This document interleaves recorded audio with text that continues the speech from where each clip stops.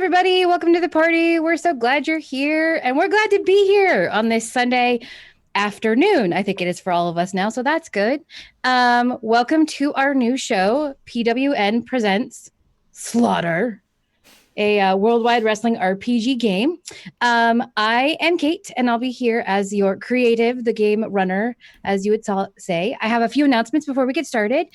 First, I want to shout out our amazing sponsors, Tabletop Loot, where you can get all your super cool dice, and I think they have mugs and stuff too, which is really neat. You can check out Devin Rue, the mistress of maps, at rueinc.com, where she has a whole bunch of cool maps that you can check out, and other merch as well, including dice bags last time I checked. You can go to So Nerdwear. It's what the nerds wear. And it's also where we have our merch from Welcome to the Party, so go check them out. And I think you get a discount code if you check them out, and with the sponsor...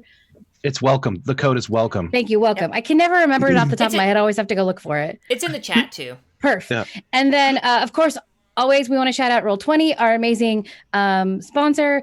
And we are not using them for dice rolls in this game, but we are using them for sound. So check that out. It's gonna be awesome. All right. First, let's introduce ourselves. I'm going to start with, I don't remember what the overlay looks like, so I'm going to start with the person to my left on the Zoom chat, which is Smurf. Hi. I am not that person on the overlay. I'm in the other corner. But hi, my name's Smurf. You can find me on the internet at DSC_Smurf. I play arguably too much D&D on the internet these days. This is one of 7 streamed games that I'm in. So that's a lot. Anyway, tonight I'm playing Ron Sterling, who is essentially the reason this wrestling promotion exists. Wow! That started strong. All right, here we go. More to come. And this is why you're my rival. This is why you're gonna get hit backstage with a limousine.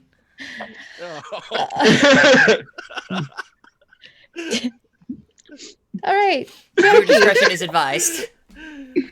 Hi, everybody. I'm Jackie Bear, known as Death by Mage on the internet, and I will be tonight playing the Cook. That's right.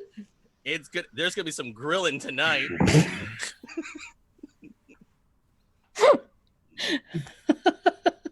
All right. More of these. Simon. Hello, my name is Simon. I am around the internet occasionally on this channel and a few others. You may also know me from the Penumbra podcast, queer audio drama, where I do voice work. And today I am playing Death Blossom, a luchador of the highest caliber, and she is going to crush all of you underneath her dark, spiky, sequined boots. Cool. All right. Sorry. Things are good. Oh. All right. That's it. Okay. And then Fox. Hey, my name is Fox, at Fox_Baron on Twitter. And today I will be playing the extremely beleaguered Phoenix, who it's appropriate that I had to go last, and also there was like a weird pause where it looked like Kate wasn't going to say anything about me because my character can't catch a break, as you will soon learn. I did that on purpose. And I'm Kate. I am what they call creative, so I get to run the game, make sure that they all have a fun story to interact with. And I think we'll get started. This is our first time as a group playing this game, so we might make a couple mistakes, but we're doing our best. So be cool. And let's do this. All right. So, camera opens on an office. A distinguished gentleman in a full 3-piece suit sits behind a deep walnut wood desk with his hands crossed in front of him like this. He is Evil. He's a little overweight, just slightly, but appears to be in good shape. Pale skin, copper hair, brown eyes. He wears his hair swept forward and waxed into place. And if you look really closely at him, you can tell that one of his eyes isn't necessarily looking straight ahead at the camera. And he sits there for a moment before saying, welcome, friends, to a new era of wrestling. Today marks the beginning of a new age for the Pacific Northwest. No longer will we sit idly and let the rest of the country steal our glory. Today, we show the world who we truly are. I present to you a new show. PWN presents Slaughter, a weekly live program aired on KPTV 12 that goes beyond what has been done before. Mixed gender wrestling, we've got it. Anything you think of will be found here. Join us, friends, as today we make history right here in beautiful Vancouver, Washington.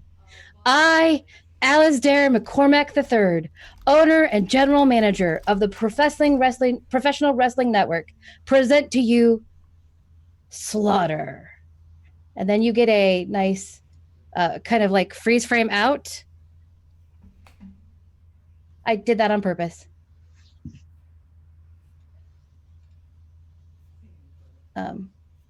Freeze frame out is like, I'm trying to get the music to work.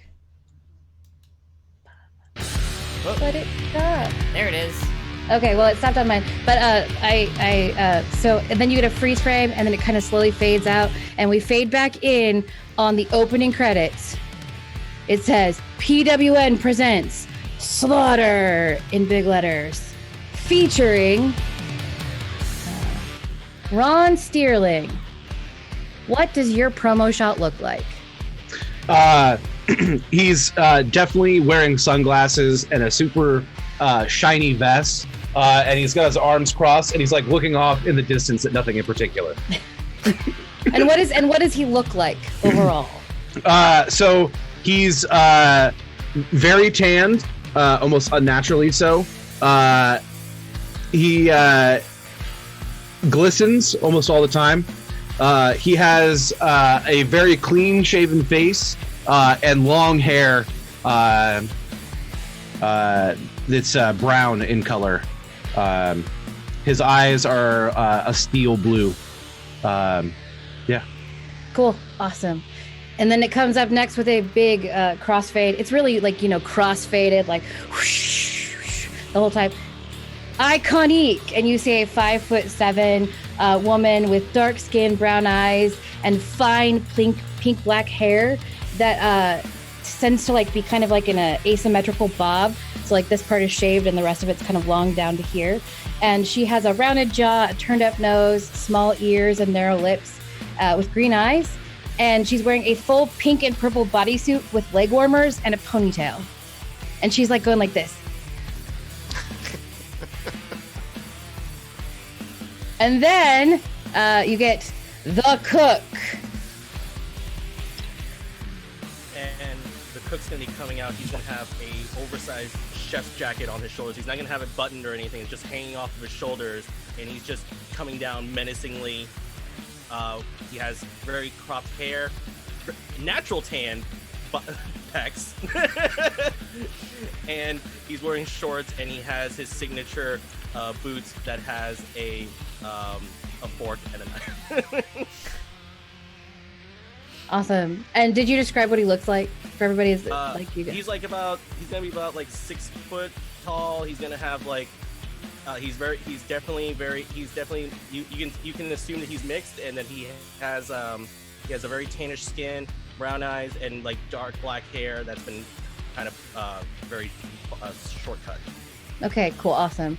The crossfade happens again, and you get the Bull in big letters. And there's a giant man, 6'6" tall, standing with arms crossed. He's about 320 pounds, probably, so huge. Dark skin, oval face with round chin, stubby nose, small ears, and kind of thin lips, hooded brown eyes. And he's just standing there in a full black singlet and boots with a large trench coat like this.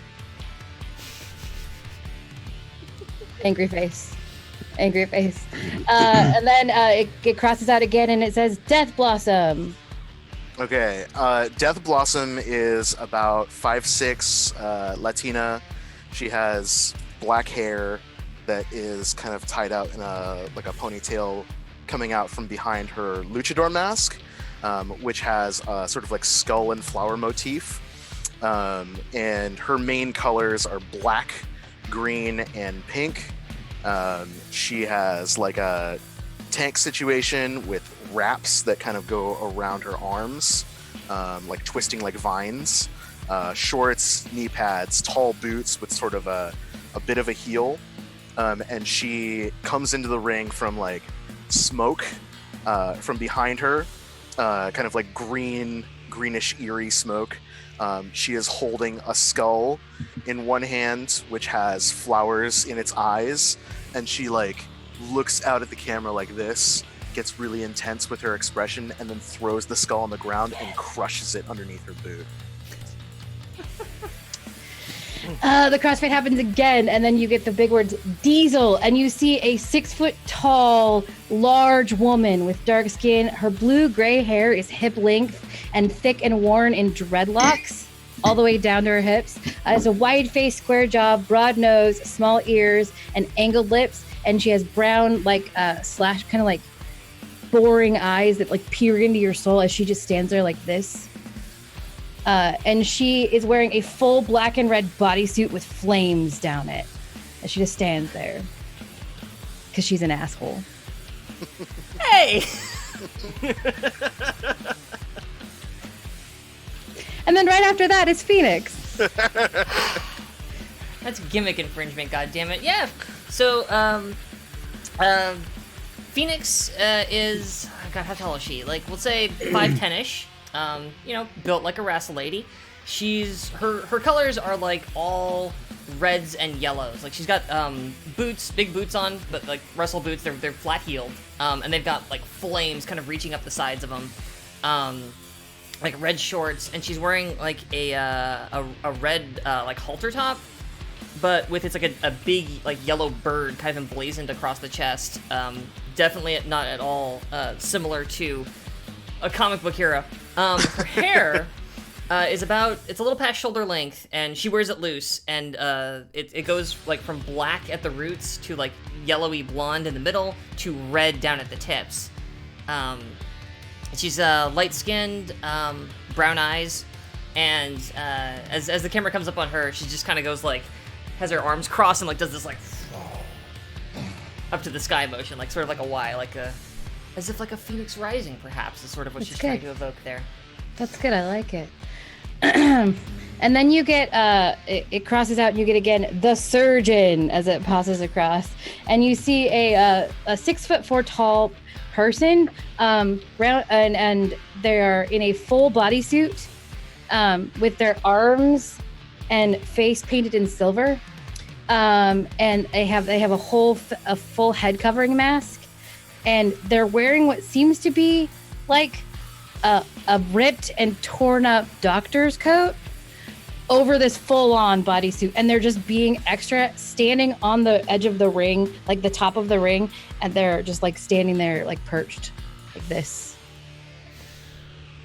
And then it fades again. And it also has like, also featuring with no pictures, Carmella Davis, Vince, Rocket Man King, the governor, and ghosts.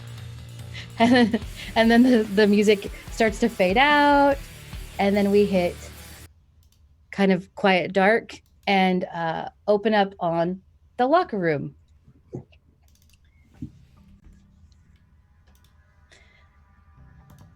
The four of you are sitting around in the locker room. It looks like you're getting ready for the next match.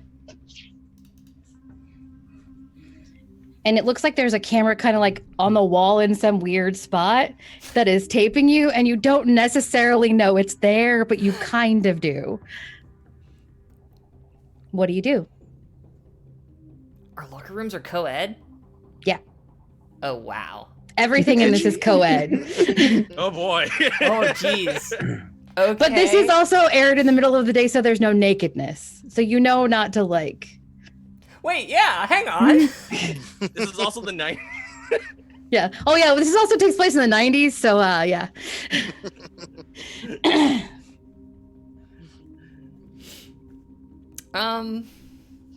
Gosh, what am I doing in the locker room?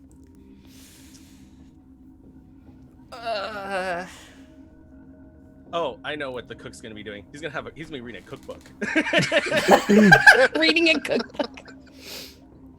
Okay, but what is his pose as he's reading this cookbook?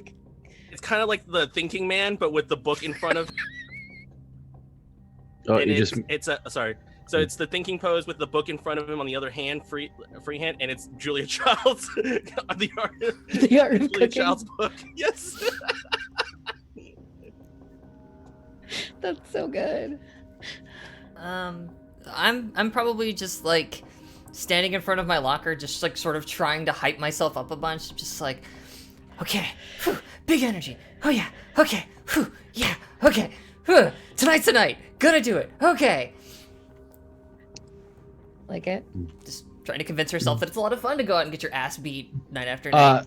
Ron will be sitting on a stool and just absolutely brooding to the highest possible degree. Nice. Okay. Are you like pout brooding? Yeah, definitely. Yeah. Okay. Nice. And he might be the only one that's aware that there's a camera in there. Like he's actively aware that it's there. So you're like angled just perfectly. Yeah, so exactly. That your like face is cut. Yeah. Yeah. So good. Death Blossom, I think, has like hooked up a pull-up bar inexplicably to like one of the the door frame to like the bathroom or something, and she's like slowly doing pull-ups and like shifty eyes looking at everyone else, and, like drops down and wipes the sweat from her brow, except that her brow is in a mask. I love it. Because she is tradicional, so she refuses to ever be seen in any situation without her mask. So good. So good. And then you just see Diesel's in the back corner, like kind of jammed in, and she's literally just deadlifting what looks to be like 300 pounds, but you're not sure. But it looks like she's just deadlifting 300 pounds and like putting it back down. A young woman enters the locker room. She looks like early 20s, dark curly long hair, kind of cascading to her shoulder. She's wearing a suit, looks very professional, holding a mic, and she walks up to Phoenix and says, "So Phoenix, you're booked for the top contender match tonight. How are you feeling?" This is I'm not gonna say this is a long time coming. I'm just gonna say that I'm gonna go out there. I'm gonna wrestle my butt off, and I'm gonna show. Wait, who am I booked with? Oh, Ron, didn't you remember we booked you with Ron Steerling? Well, I take a lot of blows to the head, so no. I didn't. Okay, well then I'm just gonna go out there and I'm gonna light his ass up. Yeah, I'm gonna burn him down. Really, Ron? Yeah. Yeah! Let's go, let's do this! I'm gonna kick your butt, Ron! Woo!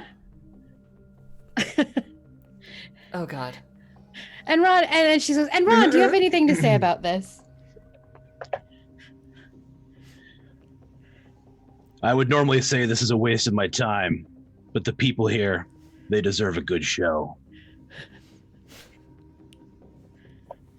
Eloquent as always. Oh, go ahead. No. That title is mine. And she looks around. She's like, "Oh, okay, great. But before we go to that, let's see the rest of the wrestlers entry, like coming into the lot." It's so bad. She's like, "And let's see the rest of the wrestlers coming into the lot." And you get a shot of the parking lot, which just leave the locker room up. But you get a shot of the parking lot, and on it, you can see the wrestlers who weren't necessarily introduced in the opening credits. You see like the man, he's 6 foot tall, fair skin, triangular face, hooked nose, puffy lips, narrow brown eyes, completely bald, wearing a dark blue singlet that kind of peeks out under a full suit. And he just like seems to be smoking a cigar as he walks in, followed by an entourage of small people in suits as he just walks into the building. And the building is kind of like a low rent old Walmart building. that you can totally tell was a Yeah. Walmart, but Yeah. like went out of business, and it's been like hastily painted over to say PWN, like Pro Wrestling Network, but it's just this like like old second-rate Walmart that they've retrofitted. And then you see a person about 5 foot tall, with in complete full white body paint, covered with a ghillie suit, and and then as they enter, seem to have kind of like the shock of like black and gray hair sticking out from the top in a spiky manner, but you can't really tell. You see a guy dressed in a full-on tuxedo, carrying a martini in his hand. He's about 5'11". Caramel skin, curly dark brown hair, triangular face, narrow nose, gray eyes, thick eyebrows, and he's like universally attractive. Like the basic attractiveness, pretty boy. And he's just walking in, sipping his martini, acting like nothing can bother him.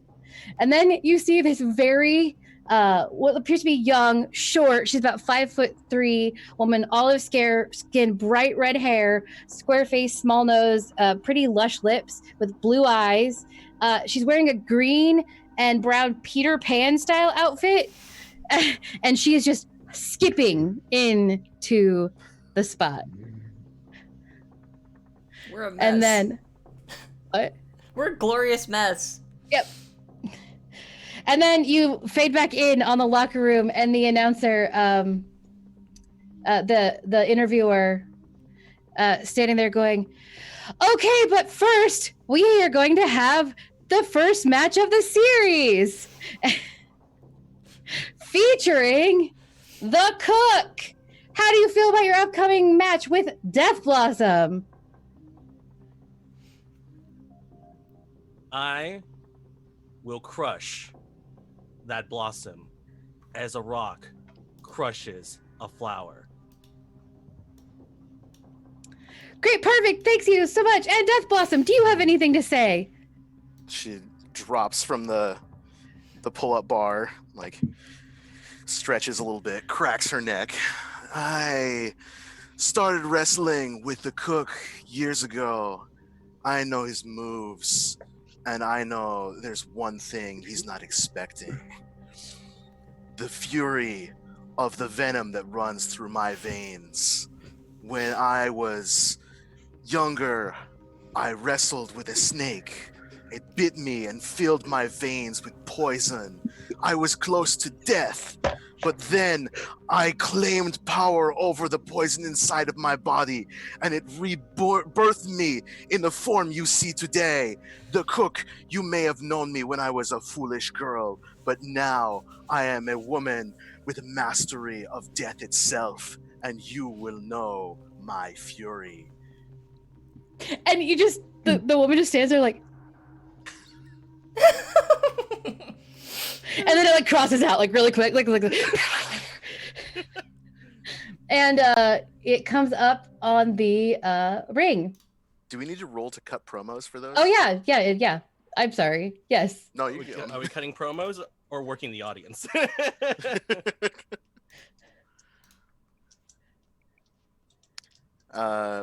It feels like cut promo. To That's the me. cut Yeah. promo. Yeah. Promo. Looking at the Mhm. description, yeah. Yeah. I have crap for looks. Versus So. look. Oh, good things. Okay. I got a 6. So no, I did not connect with the audience, unfortunately. Yeah. Don't forget to mark experience when you miss a roll. Yep. But you're gonna you look around, and it looks like Ron just doesn't really feel like you did a very good job, and you're gonna lose a heat with him. Oh boy. You're being judged. I'm being judged. Yeah. And Death Blossom, how did you do? I got a 10 Oh, okay. on roll 20. That's slightly Even better. with my -1 for look. Yeah. That's impressive. So that gives me You plus gain, 1 momentum. and Yeah. you can pick one of those 4 from the list. You can make creative, book you in a match, add a stipulation to a relevant match, gain +1 momentum, or gain +1 heat with the subject of your promo. I feel like I have to gain +1 heat with the cook. That was good. That was good. That was well Yeah. done. Perfect. Yeah. So it opens up on the ring, and I will deal with more promos for Phoenix and Throne Steerling later. Yeah. But it opens up on the ring, and there's like it looks like there's more crowd than there is there because it's the cameras are artfully placed to show the most maximum possibility of people there. So you all know that there's like 75 people there, but it looks like there are thousands, the way that it's set. Oh, God. Good. The ring is in the middle, and it looks like a hand-me-down that's been hastily repainted and has the big PWN logo in the middle of it on the ground. And there's an announcer table with like these tiny little monitors that sit on top of the table. They're not even built in. They're just on top. You could tell that this is a, kind of trying to get there organization. And behind the table are 2 announcers. You have, trying to remember names, and I've got so many things open up right now. Kimberly something. Price, right? Yep. Describe what Kimberly Price looks like. Kimberly Price is just blonde, blue-eyed, and busty. Her clothes are entirely too tight. She looks confused but excited to be there. And makeup's not overdone, but it is very done. And then sitting next to her is Ron. Is Rory's Rory. Sorry, yes. Rory. Yes. Rory Cemetery. Rory Cemetery has his entire body covered in tattoos, including a couple of facial tattoos. His hair is very short and very well kept, and he does this a lot with his hands. I just want to be said that I just got that reference right now because I'm an idiot. Oh my God! I was like, why is he Rory? Oh gosh, darn it! So mad. Okay, anyway. There's a wrestling announcer in WWE that has a name that might somewhat sound like. Anyway. And from backstage, you hear music start to play as... Can you hear that? Oh, yeah. Oh, good. Okay, good. Describe your entrance. All right, so we're looking at that kind of weird green fog. I think cheap, like, dollar store Halloween decorations have been set up at the edge of the ring that are like gravestones that are like RIP, just like the cheap styrofoam, with like purple and green flowers draped over them. From the smoke, a silhouette emerges, about 5'6", with a long cloak, robe. Death Blossom steps out, like with her hands outstretched, and like is waving onto the audience. And then pulls the cloak off and hurls it behind her as she like slowly and confidently storms into the ring. When she gets in there, she like again just holds one hand up, looking at everyone like with this intense like power look, and then closes her fist and then goes to her corner and waits. I feel like that's a work the audience. Yeah. All right, so let's see. I've got roll plus audience. My audience is +1 right now. Because there's one person in the audience tonight. Just one person. We'd really like to thank Jeremy for coming out tonight. 5. Oh no. They're not feeling it. They're just, you get like this, you have that one person who's like, woo! And the rest of the audience is like, quiet. I'm like, Loser. I don't. Not even booing, just stone just- quiet. So and you're just like, woo, and that's all you get, and it's like, oh, Give all right. Undertaker back his gimmick.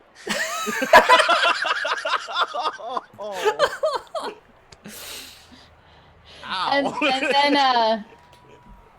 then you're gonna have to lose an audience for that. I'm so sorry. That's fine. You tried. That's but what I'm it here for. just didn't quite come out the way you wanted it to. Yeah. All right, and then as you get that one, woo, you hear from the back, the music starts playing again as another wrestler enters. Right. So the cook's gonna be coming out, kind of like grooving to the steps, kind of just being smooth and sly about it, and he's gonna actually have the coat off of him, but he's gonna have it kind of like pull, like, you know, right behind him and everything, and he's tucking it. And on his other free hand, you're gonna see him pull out a cast iron skillet, and he's just gonna kind of point it up to the audience and kind of do one of these, just like swaying it around, and then he's gonna look at the camera and do and just raise his eyebrow. Yes. Oh, so good. Okay, work the audience. So good. All right, so yeah, it's gonna be work the audience, and I add audience test. I'm at a +2. That's an 11. All right. Hey, You there it gain is. 2 momentum. All right, nice. I get 2 momentum. Very nice. 2 Right. momentum. 2 momentum. And so Death Blossom had that one person was like, whoo, in the background. And then when the cook comes out, people are like, but it kind of sounds more like a, yay, because there's not that many people there. You can tell, like, in production, they're trying to make it sound bigger than it is.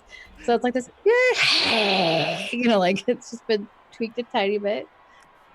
It's royalty-free audience sounds. Yeah, pretty much.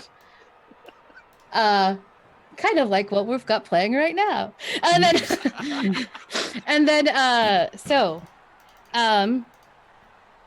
Kimberly and Rory, what is your commentary as they enter? Well, Kimbo, it should be a pretty good match here to start off. Thanks, Rory. Apologies, the player was slightly caught off guard there. Yeah, it's gonna be a real exciting match tonight between the chef and Kill Blossom. It's gonna be a real humdinger of a slaughter attack. I'm really happy to be here. Well, I think if anybody knows a humdinger coming up, it would be you. So let's see what we got going on. Thanks, Rory. All right, and then you get the normal entrance. This match is a match between Death Blossom and it's not a very good announcer and the Cook. This is a match that will end in 1 pinfall or submission. Great, perfect. Let's get started. They have no idea what they're doing. And then the bell rings. Yes. Here we go. All right. Because And they're I think, off. yeah, I think the Cook has the most momentum. Yeah. I have You're 3. you'll start the match. Yeah, do like it. start I'll off start the match. start off running the match. Yeah. Okay, so the Cook is going to gonna kind of smirk and smile at Death Blossom for a moment. Huh. You know what's gonna happen tonight, little Blossom? I'm gonna rock you like your abuela's rocking chair.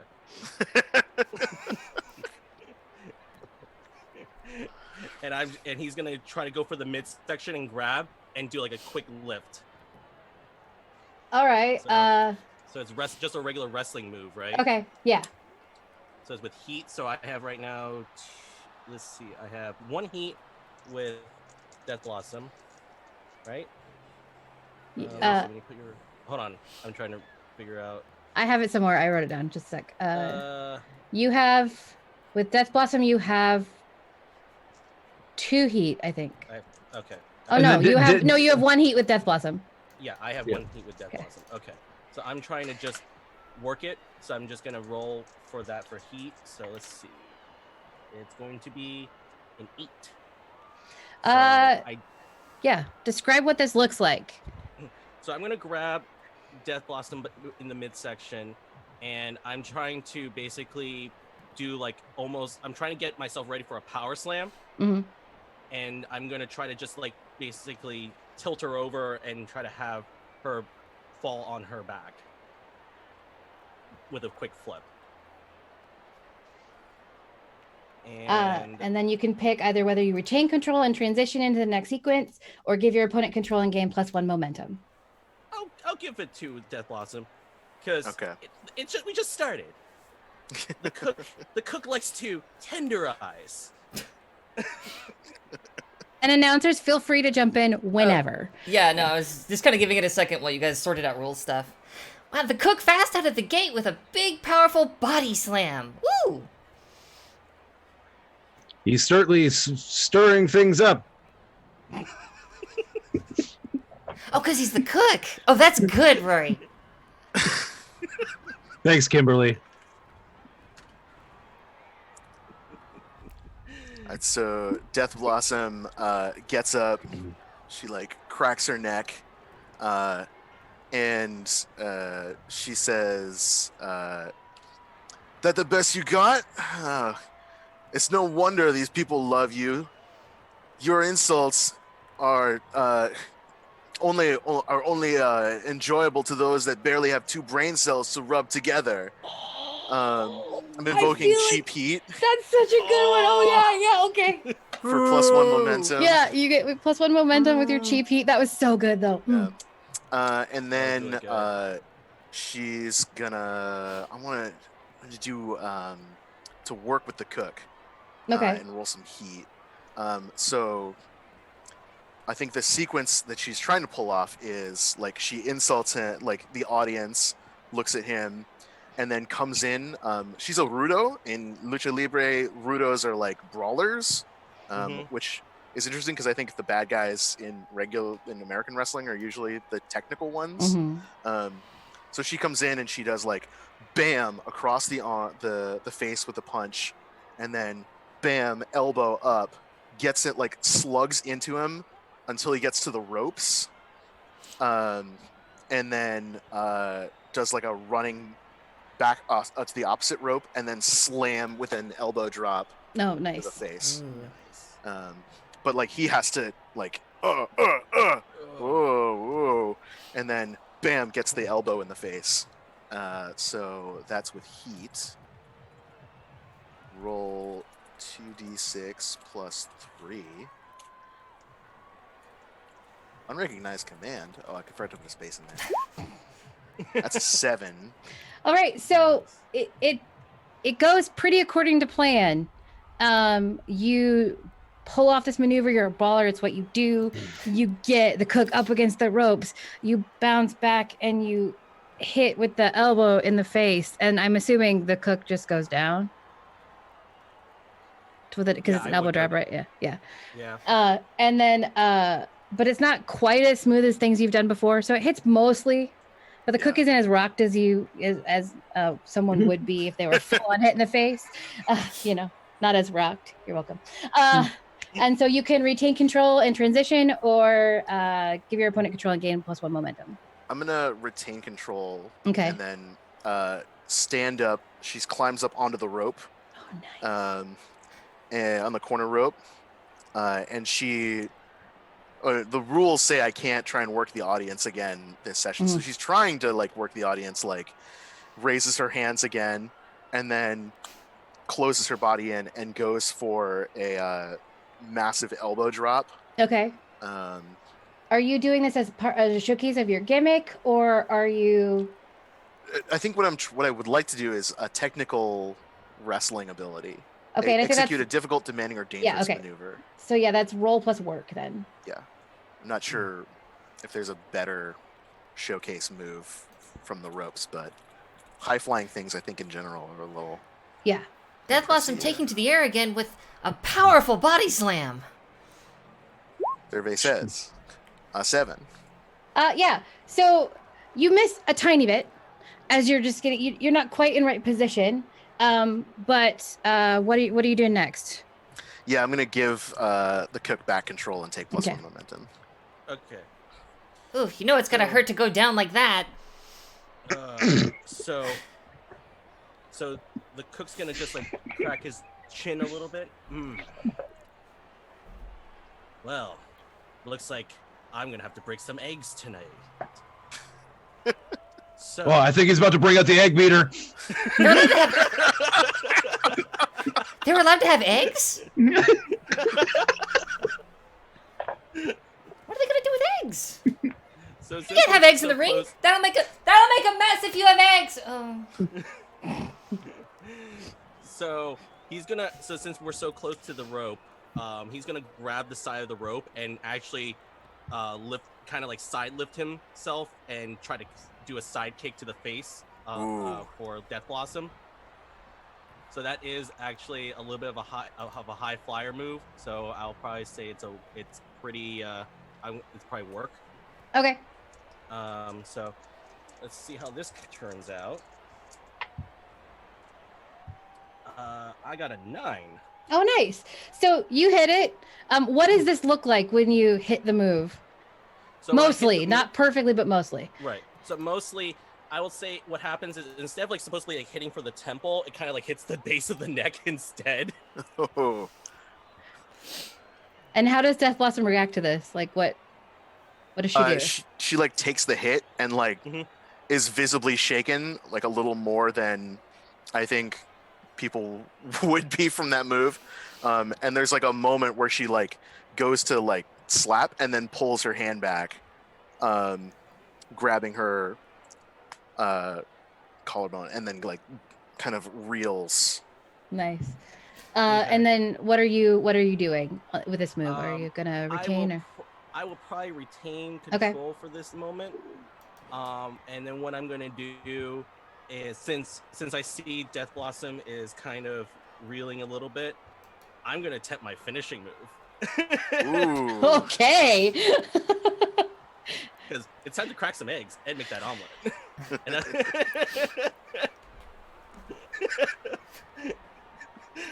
You're welcome. Death Blossom reeling from that amazing kick.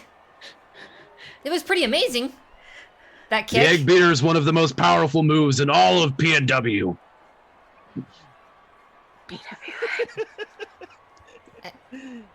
Damn it, PW. Back to you, Kimbo.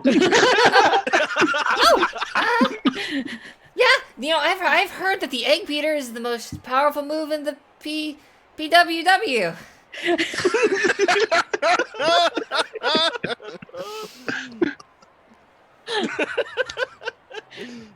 Let's see what happens. Okay.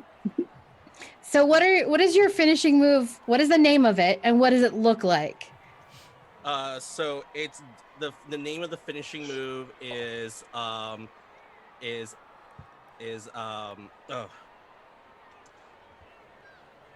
eggs over easy. At least for this instance, it's eggs over easy. And basically what's going to happen is, so with Death Blossom kind of staggering, it's going to be basically he's going to get on one of the sides, one of the poles, and then basically jumps. But instead of doing like an elbow, he's actually just going to literally use his entire girth to like just smash and basically body slam. I don't think that you could ever say entire girth and then just smash. Look, he's smashing her with his entire girth. Wow. Oh no. Well, that was a fun first episode.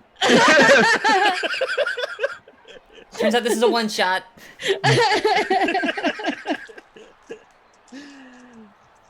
All right, so let's see what happens. What do you roll on your finisher? It just says roll 2d6, so Oh, okay. I guess I don't add anything to that. I think we've added enough, quite frankly. Right. I did get a 7. So Okay. I get to choose. I get to make a choice here. I'm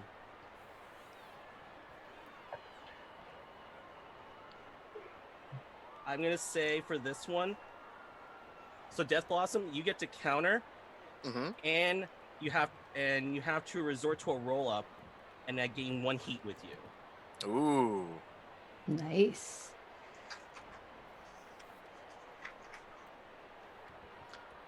Now, what can I do to counter that?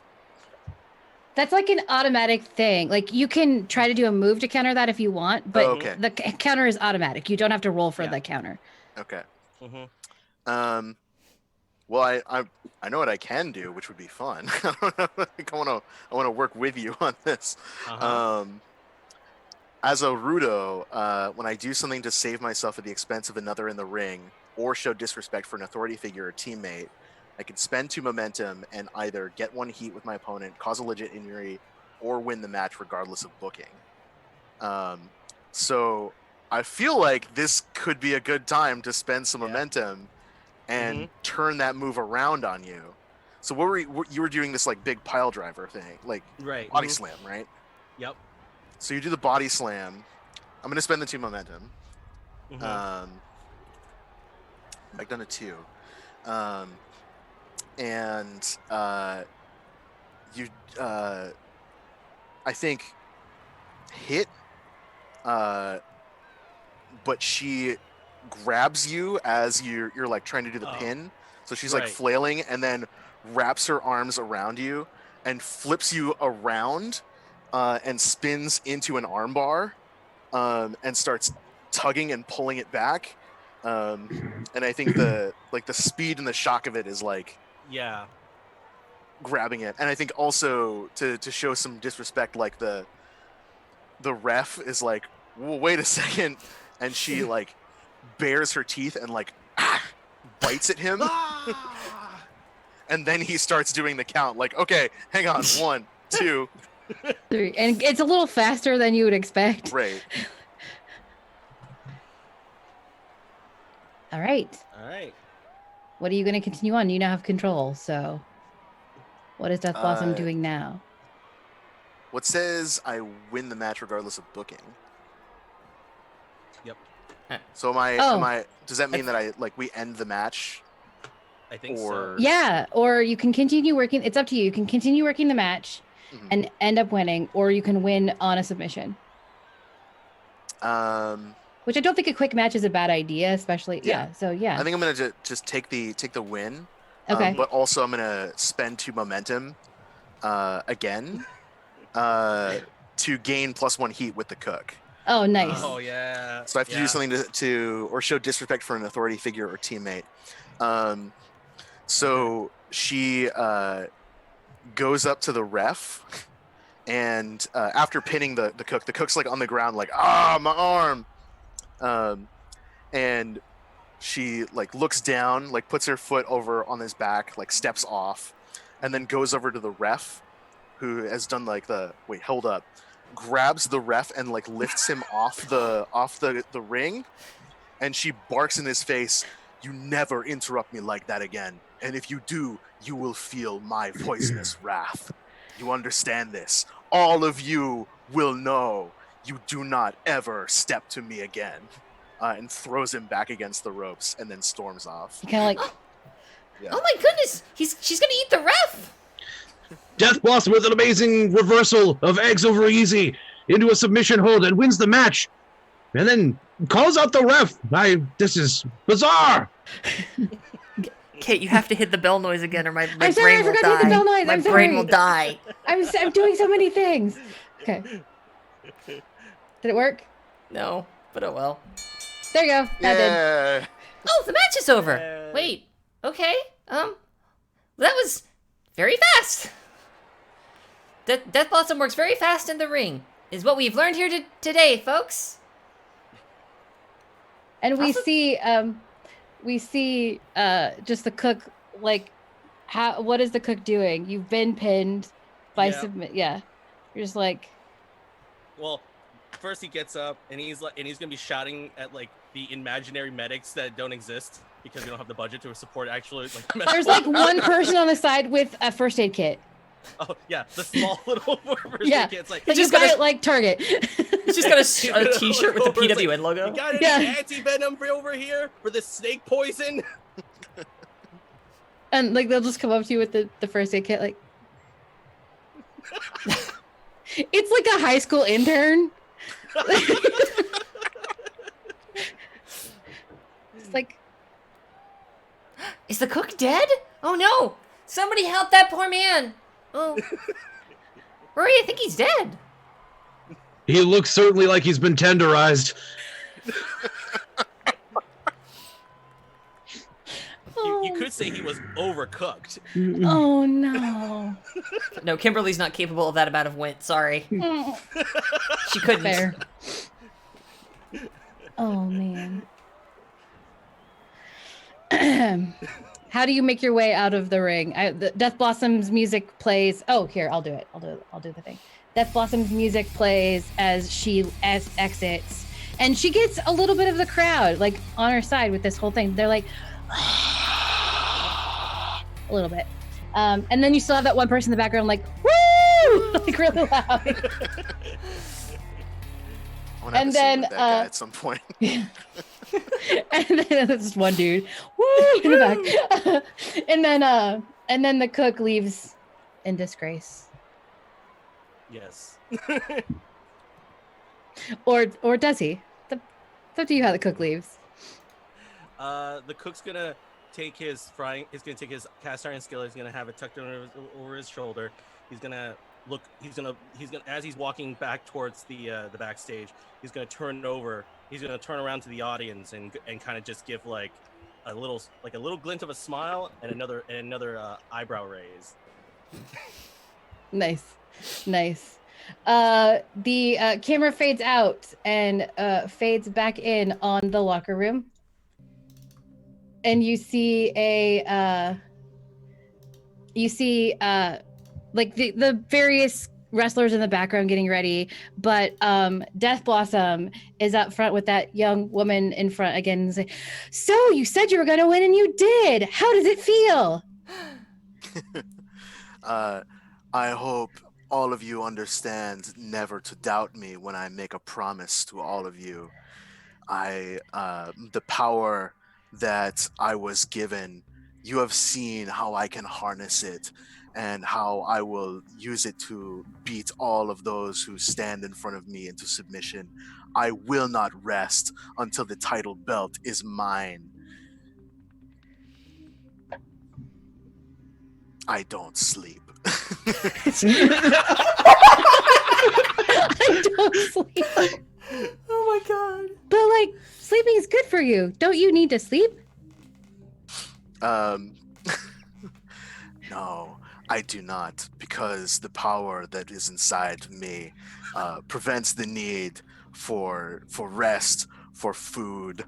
I have a connection to the other side, the spirit world, and my inability to sleep allows me to train even harder. So know that whenever you decide to step into the ring against Death Blossom, I have been training for that moment ever since I laid eyes on you and your title. What's funny is you see the camera pan to the current title holder, Diesel, who has been deadlifting, and she's just looking at you with daggers in her eyes as they shoot at the back of you. And it's like the shaky pan, like the... Yeah. You know, like... The camera fades out and it fades in on the office. And Alistair is sitting again behind his desk like always, and it's kind of a side view now, and it's lit in its weird. I'm like, what color is the office overlay? I'm not looking at it, so I can't remember. It's that the yellow, yeah. So it's like lit in this yellow, this yellow like haze kind of thing. And he's sitting at his desk, and the cook is standing in front of him, and he just looks at you and he says, "You fail me." It's all part of the plan. Not mine. Don't worry. Death Blossom gets a win, won't know what comes later. Sometimes you gotta do the mirepoix before you get to the actual cooking.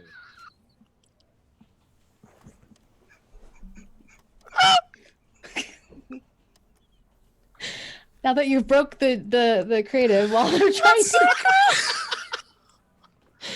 We'll be right back after these In case messages, anyone folks. doesn't know, mirepoix is a nice French term for basically having your ingredients prepared In and ready to place. go before you cook. Yeah, It's so good. it's really good. It's really good. And he looks at you and he says, I gave you a chance in this, kid. If you fail, there will be no room here at PNW for you. PWN. I can't even remember what my own thing. You named this. You named this. I just want to call it Pwn, but he wouldn't call it Pwn. Okay, PWN. There'll be no place for you at the Pro Wrestling Network. Ship up and shape up, kid. Ship up and shape out.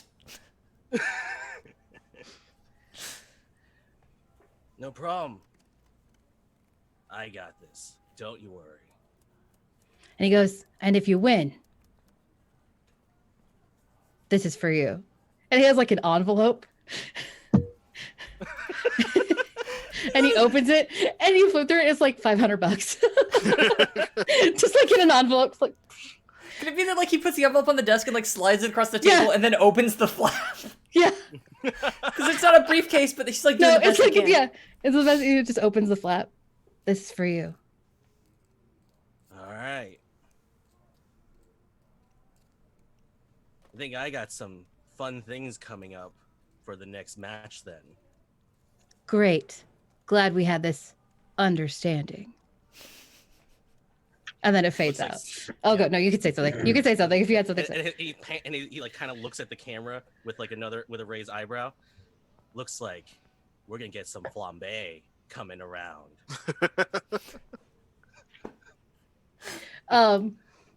So the screen fades out and it fades back into the locker room, and Phoenix is standing there holding a box of protein bars called Protein Plus. I don't know if that's real. I'm sorry if it is. And this is a commercial that you've been scheduled to do for Protein Plus. Okay. Hang on one moment. I was not expecting to have to be ready to go, so I've got Sorry, the wrong... I'm sorry. I'm sorry. You're good. I just got the wrong names up. Oh, God. There we go. Haha. Like I said, this is our first time doing all this stuff, so we're getting there, people. Next time, I'm setting up keyboard commands for all of this, but sadly I ran out of time today. Protein Plus, you said they're called? Yeah. Commercial for Protein Plus. Okay, there we go. I need a prop. Hi, I'm everyone's favorite wrestler over at the Pro Wrestling Network, Phoenix, and I'm here to tell you about, shit. Cut. Sorry, hang on. What are these called again? Protein Plus. This is Protein all Plus. just Protein Plus. Protein. Ron, you are in the background watching this happen, just so I'm setting the stage so you know what's going on. Right. About Protein Plus bars, the only bar that you will find on the market today with enough action-packed protein energy to face your daily routine in the ring of life. Protein Plus. Shove it in your face and you'll get power.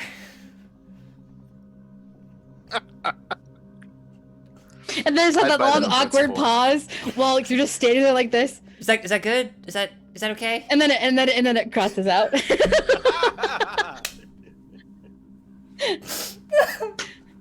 And then you hear an announcer voice, and we're back to PWN presents Slaughter.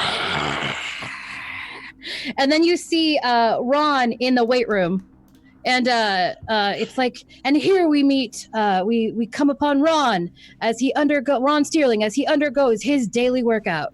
What does that look like? It's lots of arm curls. It's almost exclusively arm curls.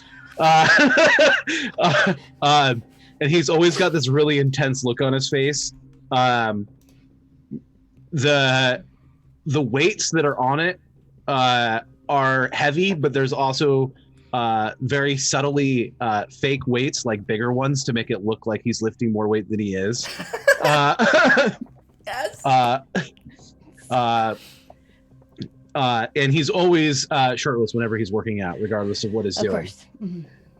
And he's just absolutely glistening the whole time. And he's just sitting there doing arm curls for like, Yeah. it's like a 3 or 4 minute promo, and literally it's just Yeah. him sitting there doing arm curls. Is it like music or is it just super creepy? It's just super creepy. Is it like the pose where he's like this and he's like, Yeah. After like an awkwardly long time of nothing happening, like 30 seconds or so, he'll set one of the weights down and he'll look up towards the camera. I could have signed anywhere in the world. I had offers from the biggest and the best, from Tokyo to the McMahons. But I came here because I'm from here. I'm from elsewhere. That title is mine by right of birth. I am the Prince of Fab, and all of you, my loyal subjects, will watch me reign over the Pro Wrestling Network. Never skip leg day. And then he's gonna go back to doing arm curls.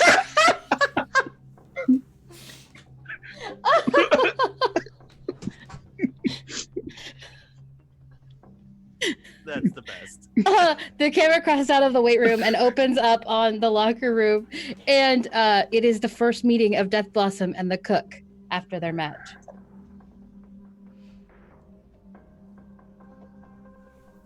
What are you both Like doing? A tossed salad.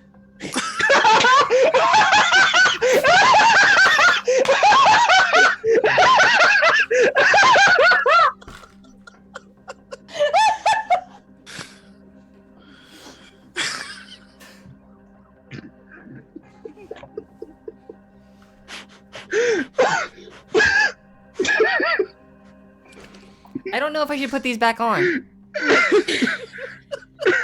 I don't know if that's okay. I don't know if that's all right for me to do. You kind of have to. I know. The cook says it as he's actually tossing a salad. Just They're just like one of those big plastic bowls that you get like at a cash and carry, Oh, and yeah. you're just like, oh, nice. Yeah, and it's like, and even the utensils are all plastic because it's too. Because who can afford real utensils here? Yeah, so you're doing that, and she's like toweling off. She's like, come out of the shower, so her hair's still like wet. But she's like covered in her mask and her full outfit. Yeah, she's got. She like showered in her outfit. I could easily have seen also like bathrobe, but then mask. But the mask. Oh yeah, that's good too. I like that better. Yeah, No, that's she's so like, good. I like that. Yeah. She's in the bathrobe, but she's got the mask. Oh god. But it's like damn an it. Ed Hart, but it's like an Ed Hardy like styled bathrobe where it has all the skulls and the Yeah. Yeah. Tap out all over it, right? So she's and she's like taping up her knuckles and stuff. And she looks at the cook and says, "Yeah, you fight well, but what you didn't expect was I'm not the same child I was when we first fought together. But now I will do nothing. I will stop at nothing to be the champion of PWN."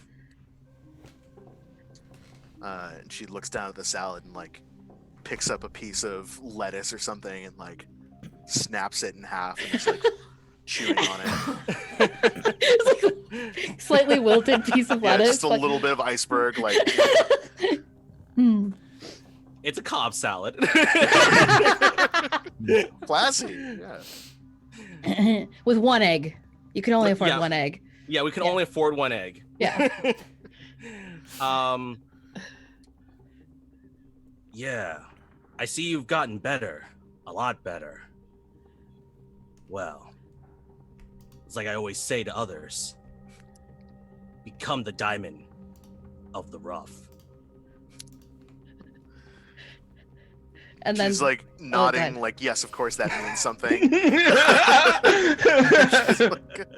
And you Yeah. literally see like you see the surgeon in the back just like looking at the both of you like with like full on face paint and mask and everything, and and they're just like, and then it crosses out. And I think the last thing she says is like, you're good, the cook. You are good. There's no denying that. Maybe one day you'll be smart enough to join the winning side.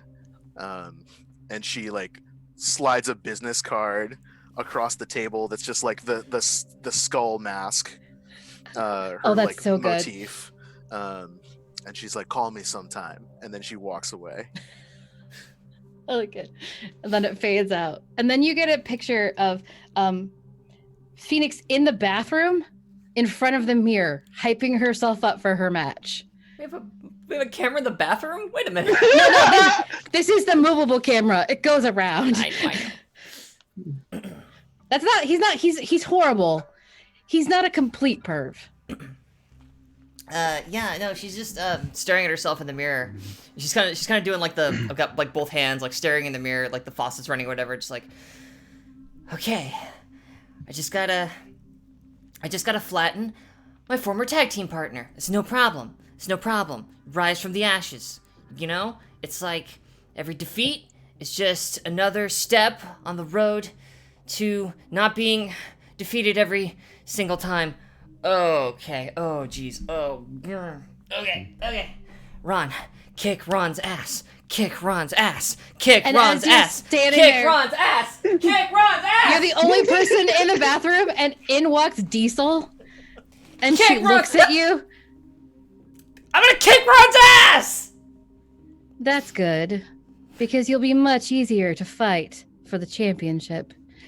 If you win, my championship is secure.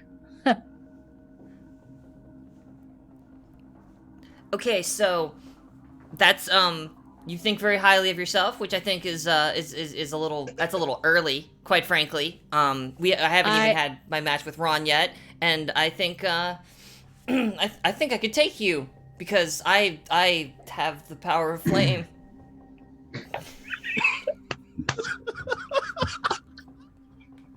You might be bring the flames, little Phoenix, but I bring the fuel. And she stands up. You're quite tall. Well, maybe you just need to be. I'm like looking at the sink. Maybe I could just cool you off and like reach over and just like try to splash water. It doesn't even like reach. Just, like, she just puts her hand on your head. Okay. Pushes you back. And says, "Okay, hi." Yeah, you can certainly try, but I am Diesel, and I run at full power all day long. And then she just leaves.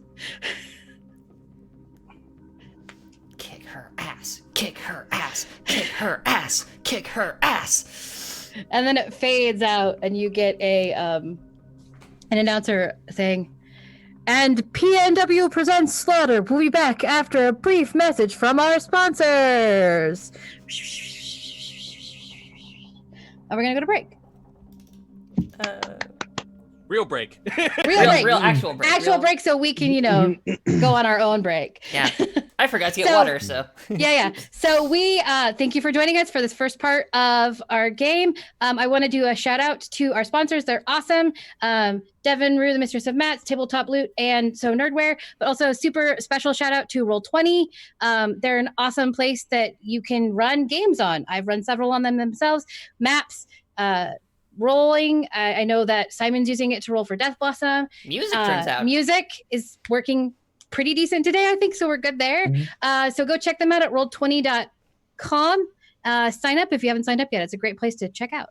And we will be back after some brief messages and a little bit of a break. We'll see you after the break. Today, If you get a second during break, you should check out one of our amazing sponsors. We're now proudly sponsored by Roll20, the best virtual tabletop for all your role-playing needs. Over 4 million people use Roll20's virtual tabletop to power their favorite games. And with more modules than you can shake a stick at on their new revamped storefront, you'll definitely find something for your group to enjoy. Sign up today by clicking the link below or heading to roll20.net/start/WTTP. Tabletop Loot is an amazing place to get your dice bags, dice boxes, and more. And now you can get 15% off your purchase at tabletoploot.com by using the code WTTPDICE at checkout. Tabletop Loot. Your party starts here. While you're at it, check out our so awesome merch store, So Nerdware. So Nerdware is the place to find all your Welcome to the Party merch and other amazing stuff too. Head on over to sonerdware.com and use the code WELCOME at checkout to get 10% off your next purchase. So Nerdware. It's what the nerds wear. Devin Rue, the amazing mistress of maps, has kindly supported the channel since the beginning and provides graphics for many of our streams. Head on over to rueinc.com to check out some of the best fantasy cartography on the web. Our Patreon supports the creators and producers of the channel by providing Roll20 subscriptions, cost coverage for video hosting, and more. If you want to support the channel while getting podcasts a week early, gaming articles that are published on Patreon first, a shout out during our break, and more, head on over to patreon.com/welcomepartyrpg and throw us a buck or $5.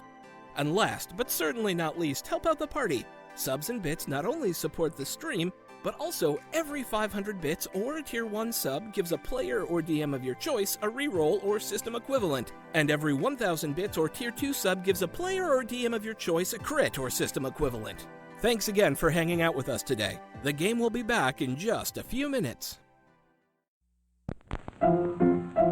Let's all go to the lobby. Let's all go to the lobby. Let's all go to the lobby to get ourselves a treat. Delicious things to eat. The popcorn can't be beat. The sparkling drinks are just dandy. The chocolate bars and the candy. So let's all go to the lobby to get ourselves a treat. Let's all go to the lobby to get ourselves a treat.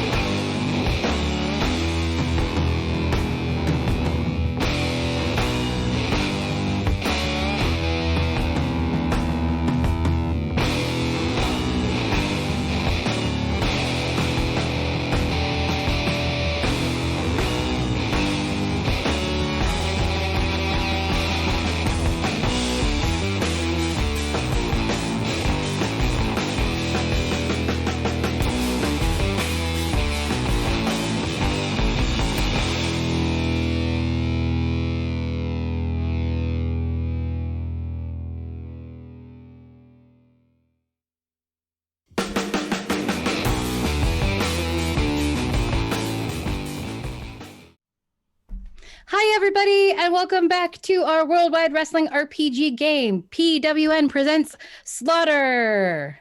If you're joining us, we've had a lot of fun and shenanigans before the break, but now we're back for more fun and more shenanigans, and maybe a top contender match. We'll see. The break comes back from commercial with some loud driving music. I think it's what I've got here. I don't remember. There you go. Okay. Loud driving music as we come back in.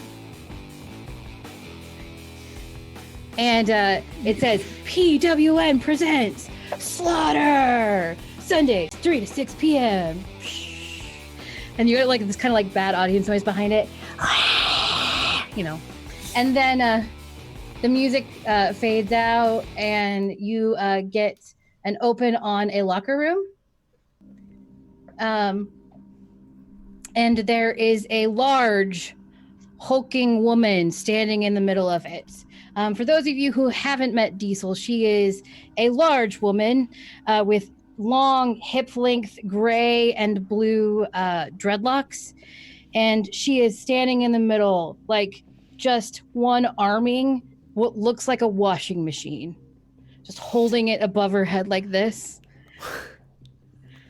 And she stands there and she goes, "Today, I have two people fighting for the chance to take my championship from me." And you see this giant championship belt on her waist, and it just says, it has 3 A's on it. That's it. It's just AAA, and it's this big, and it's kind of like embossed in what looks like, you know, like really nice crystals, but it's probably cubic zirconia. Kind of, it's a little like glass, knowing our operation, fair. like, and it's a little low rent, but it looks really good, like on screen. And she's like, "I don't think they have what it takes to go against the force and the fuel, but I could be wrong. Who knows? But trust me, whoever comes up to me will be like this." And she literally just tosses the washing machine against the wall. And you can tell that it's literally just the shell of the washing machine. There's nothing in it.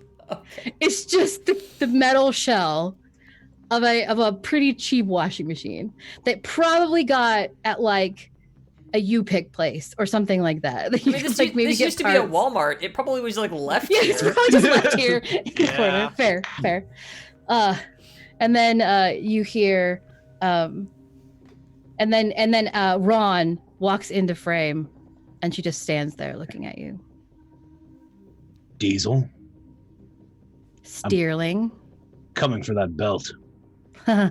You can certainly try. And her hand is still up like this, like she's holding a washing machine, even though she's not. There's a big difference between you and I, and it's not your size. No, it's my skill. I was going to say it's the fact that I'm a clean burn. She looks at you and she's like,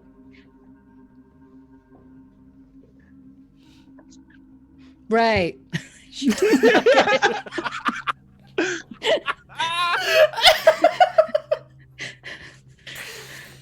Oh, God. You know, but by the end of tonight, I'm going to be the #1 contender. And that scares you. You know you're the biggest in the NPW. Not even close. But you know, as all the other people know, that I am the best wrestler here. If I wasn't doing a personal favor for Alistair, I would be off in the big leagues. I'm above you. From where I'm standing, you're definitely below. And she looks down at you.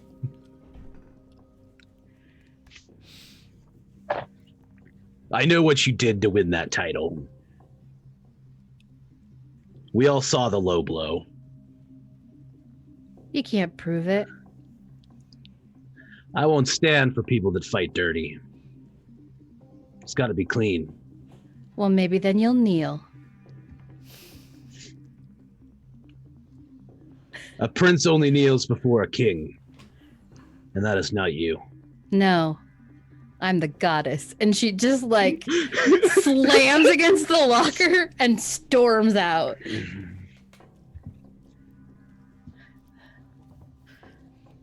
Ron will run his hands through his hair real quickly, and then kind of roll his shoulders and then crack his knuckles.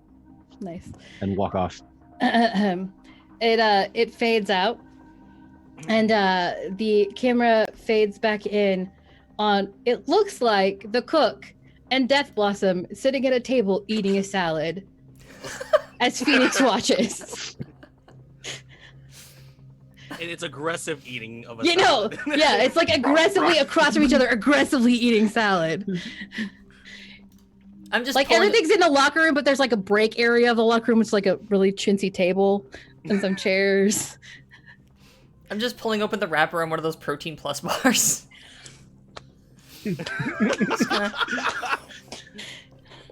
Just like tennis matching between the two of them as they aggressively eat salads. The cook is gonna look over and notice Phoenix. Phoenix. Yeah. Yeah. Ow. The cook. Are you gonna crush Sterling? Yeah. I'm gonna beat the pants off of him and then put those pants on because that's the decent thing to do to an opponent that you've bested in the ring. I gotta work on that. Yeah, you know, I know Ron inside and out. I know what he's thinking. You know, we're tag team partners once, and I really feel like I can use that knowledge, because see, Ron's got a lot of body oil, but I've got the brains of the operation. Death Blossoms, I know a little something about fighting with someone who used to be standing by your side. And she stands up and like tosses the fork that she's using into the salad bowl. And it doesn't make a noise because it's literally plastic. And it's just like... and she walks over to Phoenix and grabs Phoenix by the shoulders and goes, "You have fought across side. Ron, you know his weaknesses. Where he thinks that you will fall, I have seen the fire that is in your heart, and I know that you will use it to fuel your inevitable rise again. So when he underestimates you, that's when you turn on the flames. Use the power that you have gained and use the knowledge of all of his weak points, and you will be victorious." Oh, this is good. I should be writing this down. You got a pen? Gotta use the flame. The cook kind of walks over as well. What? You want to know something about diamonds? There's like a slow pan of like Death Blossom like turning to give the cook like a death glare. Yes, the cook. I want to know about diamonds. It starts out like any rock, and under pressure and failure and fire, it becomes a diamond. Okay, but like my thing. Become a diamond. I'm like a fiery bird is more my thing. You mean like metaphorically? Hell yeah, I'm gonna be the. Oh, can we say hell? I'm gonna be a diamond. It's darn it. Hell's allowed. I'm gonna be a hell of a diamond. We're gonna take Ron to diamond hell. And that's where we crossed out. Like, just like, what is everybody doing as the ski?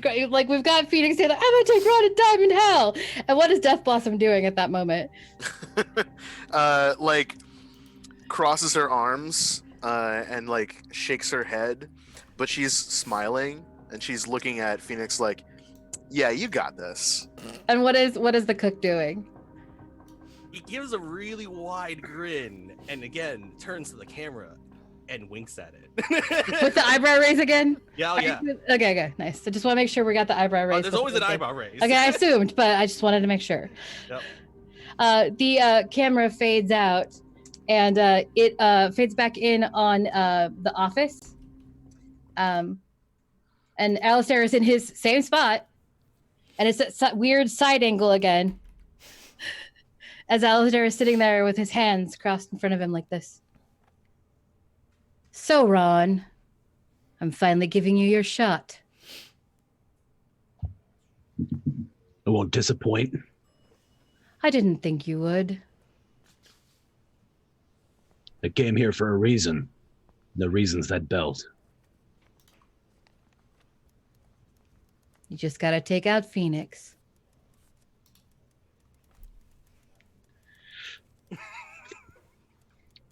I know Phoenix better than anyone here. Many will underestimate her, but not I. She's capable, but I'm the prince. You win this, I'm gonna make you a king. I like the sound of that. And then it just like fades out. And back in on Phoenix, who is in the weight room doing her workout. This is a pre-recorded shot of your workout from earlier in the day. Oh, okay. What does she do as her workout? What does she do? I think. Oh, geez. I think we that pull-up bar we saw earlier, that Death Blossom was just like going to town on. She's like looking up at it like, yeah, okay. Like from the jump, it's much harder for her, but she's just like, it just does like several very like slow, very intense pull-ups. It's her workout. And then, kind of like drops down, lets go, and is like, yeah. Just constantly psyching herself up. And then as she's doing this, the announcer over says, will Phoenix have the power to rise from the ashes and defeat her former tag team partner, Ron Steerling, for the top contender spot to go against Diesel next week for the title? We'll see when we come back. And it fades away. And then you've got the cook standing in the locker room, and you're holding a bottle of salad dressing. It's like a vinaigrette. Oh, okay. and it says the cook's own. It's like your own branded salad dressing. And it has the picture of you on the front of it with your eyebrow raised. And this is your commercial. And today you can take home a bottle of Cook's Own, the best vinaigrette you could ever hope for, because it's smashing. I just like walk through the back of the shot and realize halfway into it that I'm in this frame and go, like dodge back out. Like, oh shit, the recording. And it's like drinking a big gulp or something. And then pours it right in front of him. Just all this that big again, same cash and carry bowl of salad. Like, yeah. Yep. Just pours it all over it. And then he just tosses it while just not even looking at the salad. He just tosses it. It's like, chef's own for your tossed salads. And like there's little pieces of salad that kind of fly up a little bit into frame. And then it fades out. Oh god. And it fades back in on the ring. Oh god. At ringside are now I gotta remember people's names again. It's all good.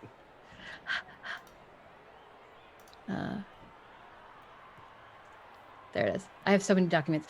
So at ringside is Johnny Wong. What does Johnny Wong look like? Johnny Wong is a middle-aged Asian man. He's wearing a suit and a bow tie, and he actually looks as if he's a pretty lanky looking. and he has some glasses on, and he's just absolutely as still as humanly possible in the frame. Like, you can't decide if the camera broke or if he's actually standing that perfectly still. Nice. I like it. And then next to him is Ramiro Rudioso, right? Is that correct? Yes. Ruidoso being Spanish for over the top or overblown or noisy. Ramiro is in stark contrast to Johnny. He's, maybe 5'10". He's also about 5 feet wide. He's built like a triangle, where, you do all the upper body weight and then no legs. Sort of, I guess, a Ron Sterling situation as well. Huge shoulders and rippling muscles that are clearly accentuated on his very colorful patterned button-up shirt, which is covered in flamingos and palm trees. The way like Terry Crews, like you can see his muscles through the shirt. It's that situation. But he's kind of brownish skin, buzz cut, and a big handlebar mustache. Oh my god! And like two buttons undone on the shirt with like wispy chest hair. And he's like barely trying to fit into the frame of the shot. The title contender match is about to start. The top contender match is about to start. Would you have any beginning dialogue before the entrances, the two of you? Probably. This should be a most exciting match. That's right, Johnny. By God, it's a beautiful day here in sunny sunny Vancouver.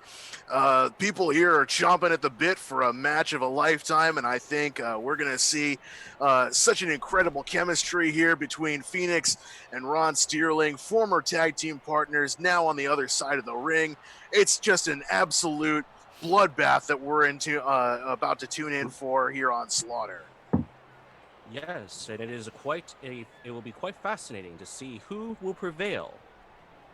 The one who taught the young Sterling, or the one who will probably overshadow the Phoenix. Let's see if the Phoenix is going to rise up from the ashes or if the Prince of Fab is going to claim the crown. Looks like everybody's getting about ready, and oh my God, here comes the introduction music. As this music starts playing. So Phoenix runs out, and like as soon as the music hits, just does like a,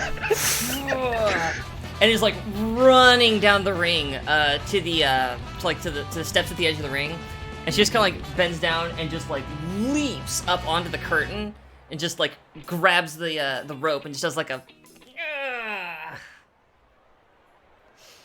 woo!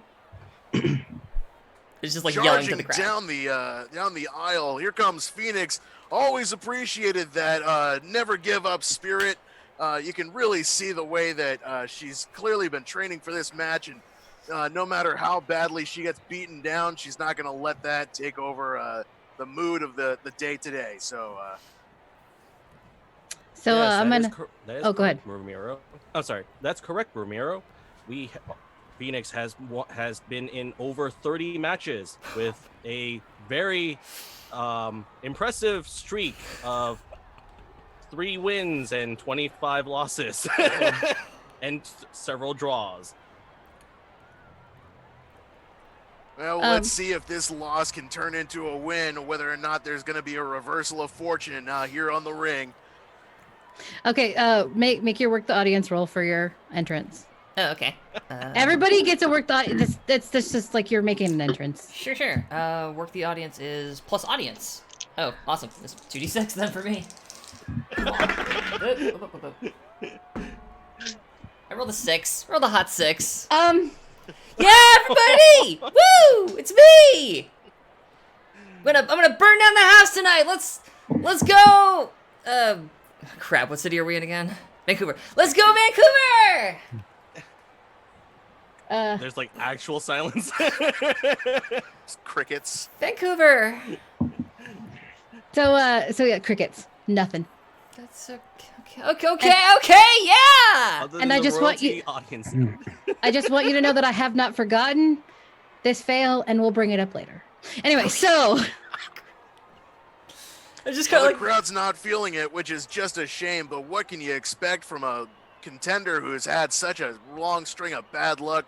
Haven't seen anything like this since the Sox back when I was casting in Boston. Just unbelievable the hostility that the crowd is putting out here, giving Phoenix the cold shoulder. Hopefully she can warm those hearts up. Well, hopefully, Ramiro, she is as persistent as the Cubs attempting to go for the World Series. And yeah, in dead silence, I'm just like doing a lap around the inner Yeah. side of the ring, going like, yeah. and then the new music starts.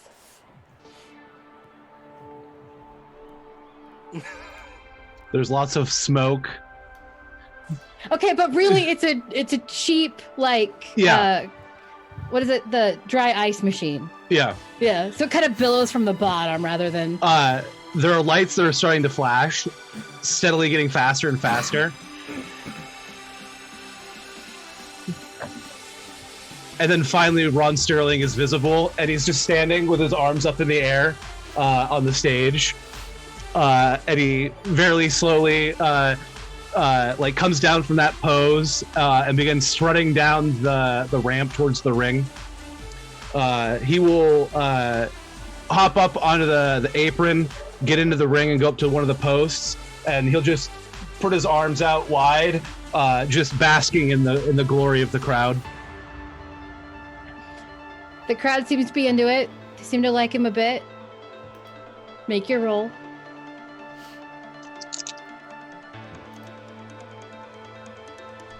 Plus 11. Oh, yeah, okay. So, yeah.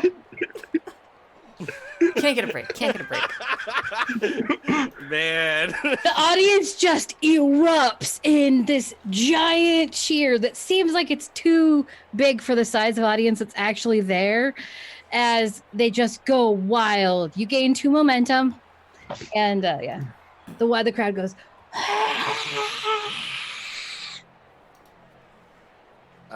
Ramiro grabs Johnny and shakes him as Ron's coming in. My God, Johnny! Here comes Ron. He's thundering his way into the ring, and I've never heard an audience scream for a wrestler this hard in all of my years of casting. It's just an incredible entrance, and I think that momentum's really going to carry him through the rest of the match. What do you think? I think so too, Ramiro. The crowd works in all mysterious ways sometimes, and may prove to be in Sterling's favor for tonight. I like to imagine that you said that while you're deadpan, Yep. while you're Yeah. being Yep. actively shaken. Yep. So good. I didn't know this matchup would happen, but then it did. All right. It makes me so happy. And then you have the really crappy announcer over going, "This match is the top contender match for a chance at next week's title match. Woo! Who will go against Diesel, our AAA Mega Champion, next week? Will it be Phoenix?" Silence. Or Ron Sterling, the Prince of Fab. And then it's like, ah! This match is scheduled for 1 pinfall.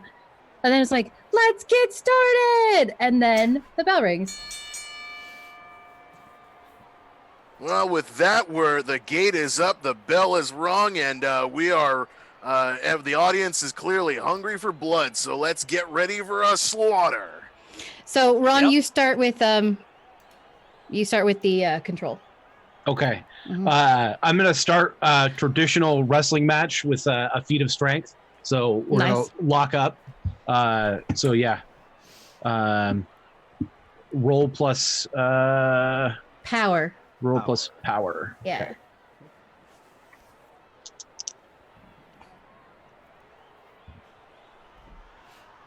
I got 8. All right. So it's an obvious effort. You are not expecting Phoenix to come back at you as hard as she did. But you do get +1 momentum. And then the audience notices this is a little difficult for you. Okay. What does this look like? So we immediately like grip fingers, and there's like a visible display of like Phoenix taking the power and like Ron fighting back, but not quite getting back to even. And then transition into like a reverse hold, kind of around her waist, type of thing. Oh, it looks like Phoenix is taking the aggressive stance at this moment. Yeah, it's just an absolute shocker that Ron would come out the gate so strong, and he's usually got an incredible power. You can see the man does nothing but arm curls 24/7, as I've heard. Just an intense training regimen of nothing but arm curls. You'd expect him to be able to have the power behind this, but here comes Phoenix pushing back. Well, it clearly shows, ladies and gentlemen, that clearly leg day is important. So you were trying to turn that around into a crossbody hold. What is your wrestling style? Just so I have an idea of. My wrestling style is very traditional with with like some mix of higher tempo stuff. Okay, cool. Then roll plus work for this move. Okay.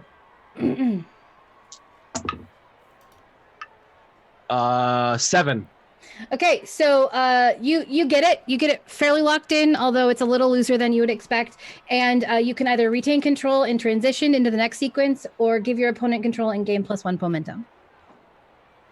I will continue control. Okay. And I'd like to sweep out her legs, take her to the mat, into a submission hold.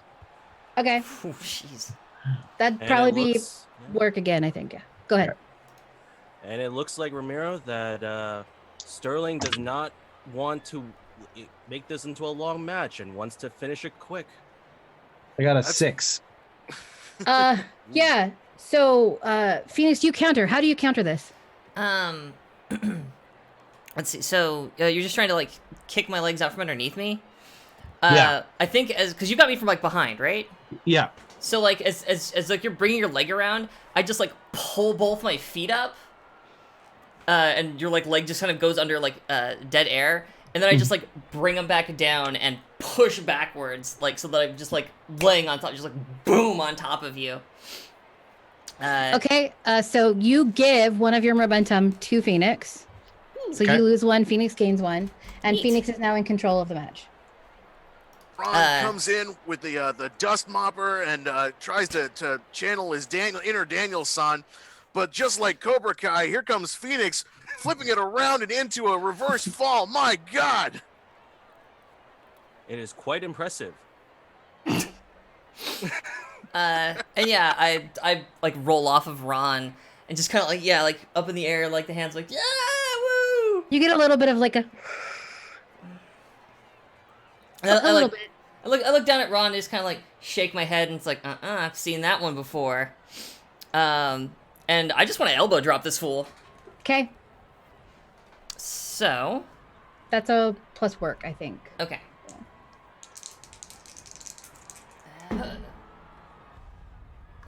Wait, what's my work? It's plus 2, thank goodness. I rolled an 8. Okay. So you hit it pretty well. What does that look like? I mean, yeah, it's just like a solid, like, right on the side of his head, just like all the way down to the floor. Like I'm just like fall right down next to him, and crack him with the elbow. And then you can either retain control or gain momentum and relinquish control. I think I want to retain control. Okay. Because I gotta make Ron look good, right? So I gotta pose a credible threat first.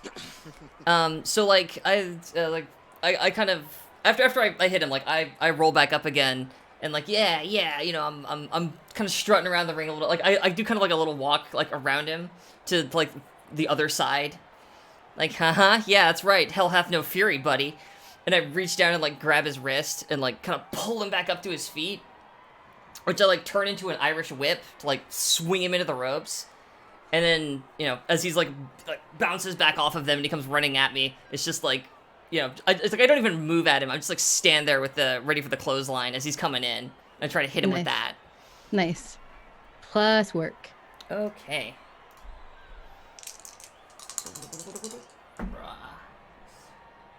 That's a 12. Oh, all right. You can gain +2 momentum or gain +1 heat. Ooh. I think I want heat. Okay. I guess it'd be like 4 heat with him. Which I think does a thing, but I forget what. Oh yeah, I'd have to find it. It's great when you work your opponent to execute an amazing and memorable sequence. Yeah. Here we go. Yeah, whenever you work a match with a character, you have +4 heat with, gain +1 audience. Okay, yeah. When you finish, you reset your heat. Okay, cool.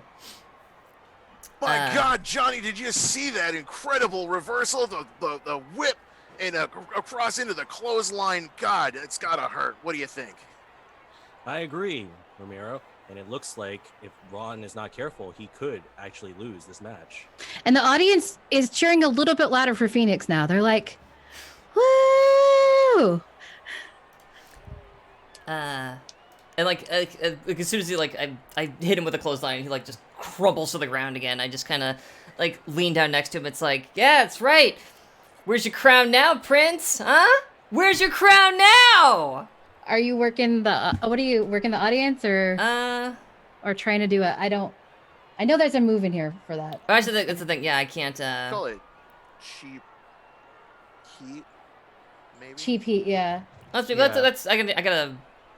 Actually, you know what? I can change that up so that I'm directing it towards the audience. Then it's Okay.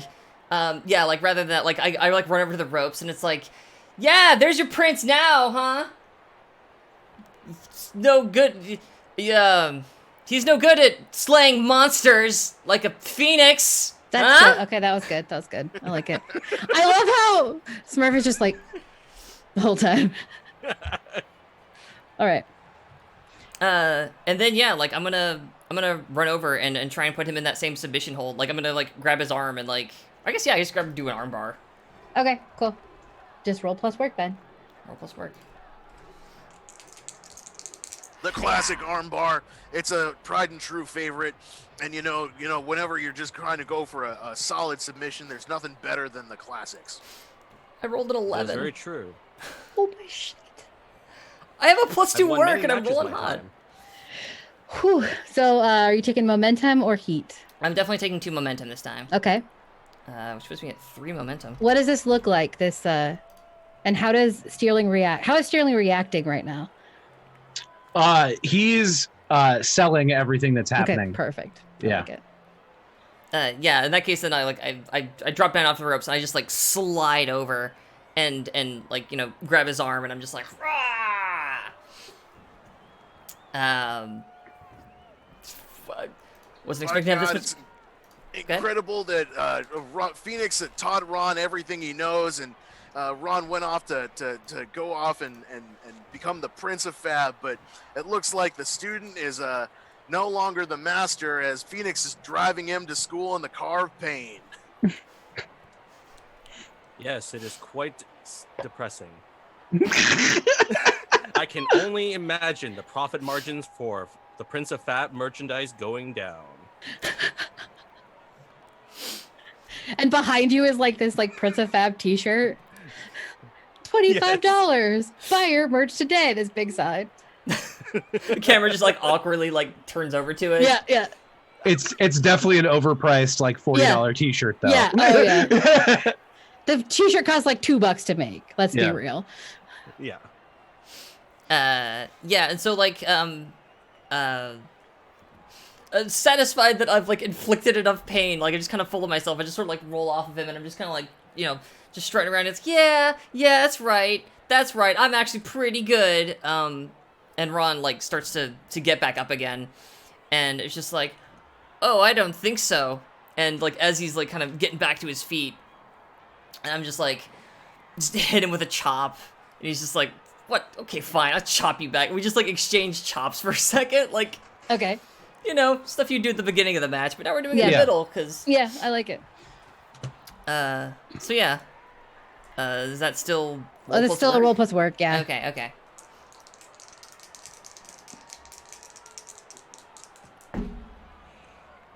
That's a 6. Yeah, so you go to chop and it How do you counter, Ron? I will duck underneath the chop, and then I will hit Phoenix with a super kick. Nice. Okay, Jesus. perfect. I like it. Fox give Phoenix gives 1 momentum to Ron. Okay. And then Ron roll plus probably work. I'm thinking. 8. All right, yeah. You hit it pretty well. What does that look like? So I duck underneath the attempted chop and swiftly into a super kick, which knocks Phoenix off of her feet. Yeah, I will then flying. I will then bounce off the ropes, and I will run and do like a rolling senton onto her. Okay, cool. Yeah.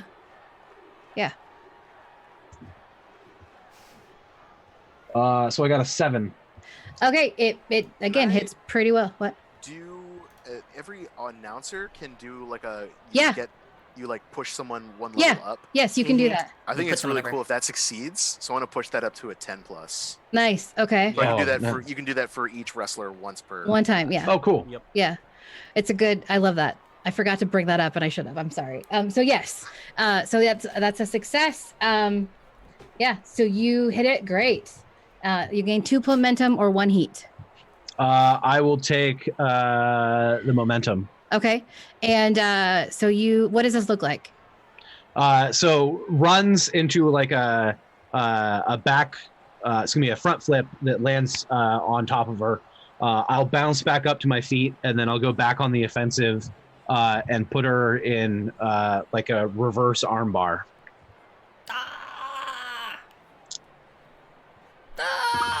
Just an incredible reversal. They know each other's moves, but it doesn't look like Phoenix was expecting that one. Looks like Ron's been doing more than just arm curls in the gym. That's a 10. Yep. Okay. Same. Plus 2 momentum or plus 1 heat. Plus 2 momentum. Oh boy. I will then I'll just keep applying more pressure Okay. to the armbar. Try and kind of drag her away from the ropes so that she can't reach out and break it. Okay. Oh, Okay. Cool. jeez. Okay. I like it. I want you to roll plus heat Plus heat. because I Okay. feel like this is a good sequence that you've been working together. Mm-hmm. I'm just like clawing Yeah. at the mat, like This as though has that'll been make me the- move this- forward. This has been the most interesting matchup so far. Don't you That's- agree, Ramiro? My God, it's just the chemistry between these two, the anger and the vengeance, the heartbreak.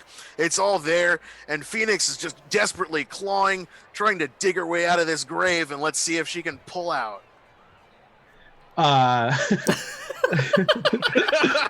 This one. Ah. I got a 10 on my roll.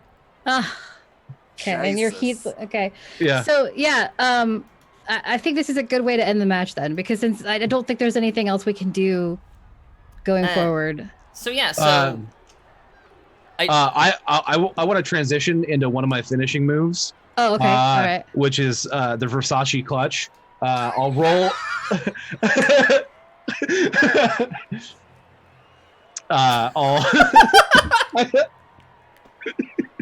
I'll let go of her arm for a brief moment.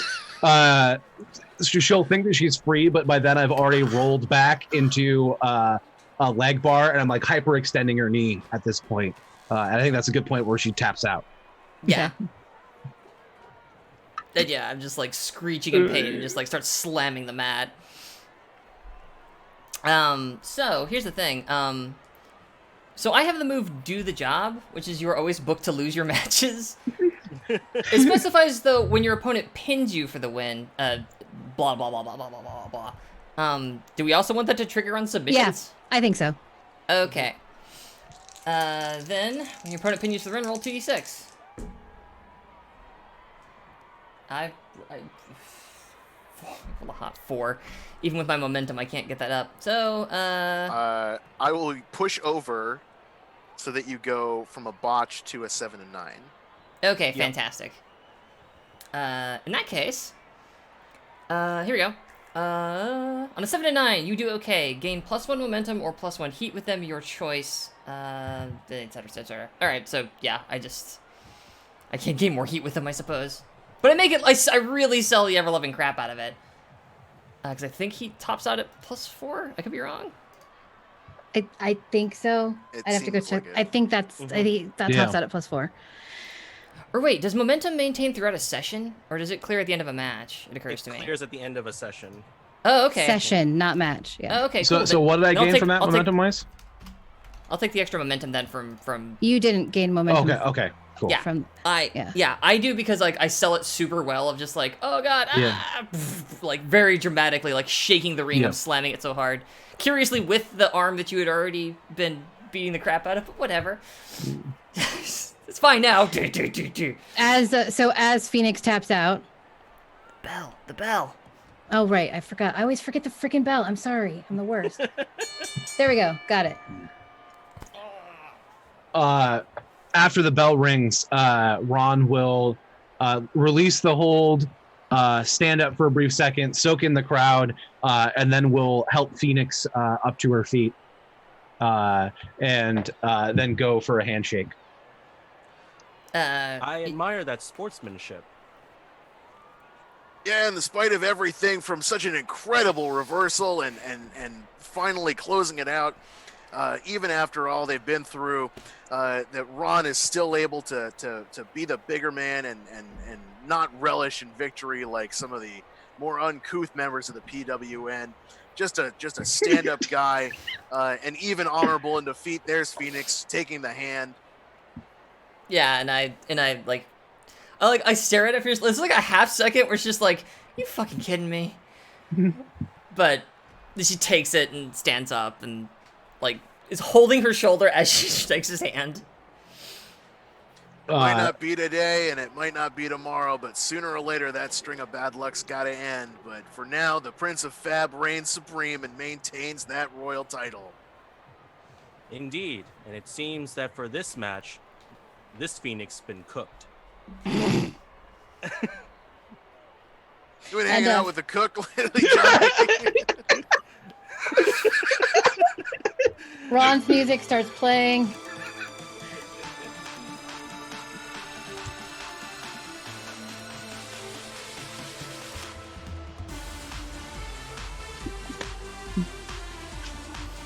And there he goes, stepping out of the ring. Just an incredible show of display of rivalry and an incredible match here in Vancouver. Phoenix going off to lick her wounds, and hopefully she'll be back even stronger next time. Just can't keep her down. What do you think, Johnny? I think everyone's underestimating the Phoenix. I think the Phoenix has some potential. We'll just have to see what happens down the road. But most importantly, we have the next week's matchup. Please look forward to the Diesel and that championship battle. And yeah, like I roll out like from the ring. I just kind of like slide out underneath the bottom ropes, and I'm like visibly like limping as I go like back to backstage. And there's just kind of this like again, there's this little brief moment. It's like she's trying to like, yeah, no, it's okay, I lost. But there's like this flash of like, you motherfuckers, not again. Camera moves to the locker room as Phoenix enters. Why are you gonna make me start? I'm the one who has to switch the overlay. You're the worst Well, person. you're entering. You don't have to start. Other people are in the locker room. There you go. You're just walking in. You're like limping in. I imagine Ron is like shaking hands with all other wrestlers and as they're congratulating for the title opportunity that he has. As Diesel stands in the corner just shooting daggers at his back.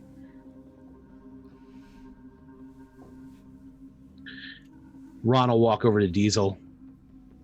You knew this was coming. Of course I did. Next week. That belt's mine. Just starts laughing like,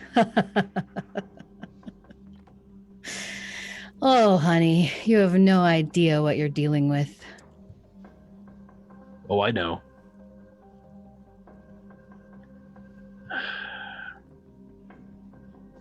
We could always up the stakes.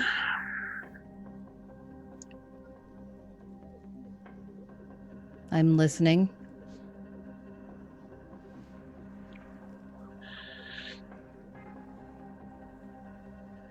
Submissions only.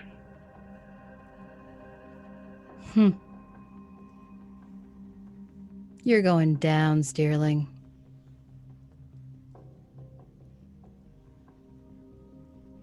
At least I won't tap.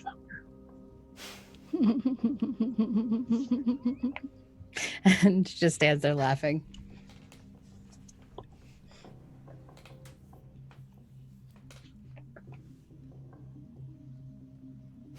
The rest of you are in the locker room. Are you doing it? I'm like, oh. Oh. No one has ever broken the Versace clutch. Until next week. Won't happen. Just the laugh again.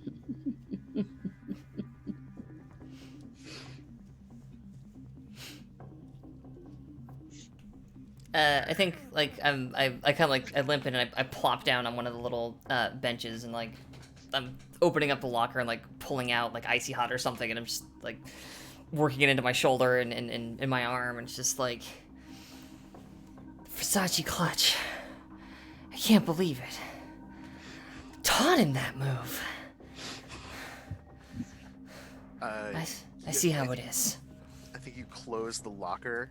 And as you do, Death Blossom's like leaning against it. Jesus! Bully. Oh, hi. That's right. He's taking your moves. He's using them against you. That's something that I would do. I can respect that, but I think you deserve better. Yeah, I do deserve better, but you know, good. Like Mama always said, good things come to those who work their butts off and put in their effort every single day and try their best and lose a lot. Well, aren't you tired of losing? I mean, yeah. It kind of sucks, but you know, it was a fair fight. You know, it was clean. I can't be bitter. I can't be angry about a fair. You know, I tapped out. That's on me. You know, it was a fair fight. And she, Death Blossom gets in Phoenix's face and says, "That's right, and that's the problem. It was a fair fight. You don't always have to fight the same way your opponent does. In fact, if you keep losing all of these fair fights, then maybe it's time to change your tactics." So like I should get up on the turnbuckle and jump on him more? Like that lucha stuff. Yeah. Maybe I could show you some moves. Yeah. And maybe, if you take a shine to them, maybe we can show everybody that it's not just two girls in the ring with a bunch of big boys. We could be the queens of the ring. You and me. Queens of the Ring. Under that, there's this really bad text that pops up. What happens next? Will Death Blossom and Phoenix team up to be the queens of the ring? Just like really bad text that just got like stuck in. Just like it's not even centered properly. No, not even centered properly. No, it's not even like, centered. It's not even centered, and like the one line is over here, and the bottom part is over here. So it's like justified so weird. It doesn't even look right. You know, Death Blossom? I think I like the sound of that. Ah, fuck. I think I like the sound of that. And she's like, "Yeah, lick up your, clean your wounds. And when you're ready to see what real power is, we'll step into the ring." I want to cut a Oh, yeah. promo for that. Yeah, no, do it. Yeah, cut a promo for that. Let's see what happens here. 100%. You need to tell me when you want to cut a promo because it's hard to know if you're RPing or wanting to cut a promo or. 4. Aw. I have no momentum to spend on that either. Yeah, so like you're standing there and you've done this whole thing in the promo, and then the interviewer is standing in the locker room and like, breaking news, we've got a new wrestler added to the roster, they'll be joining us next week. Do they have experience with someone in the past? We'll have to find out next. All right. I have to write that down. Intriguing. Good news, this is being recorded. Yeah, but it's me. Not fair. Okay. The music, the scene fades out on the locker room and goes to the office.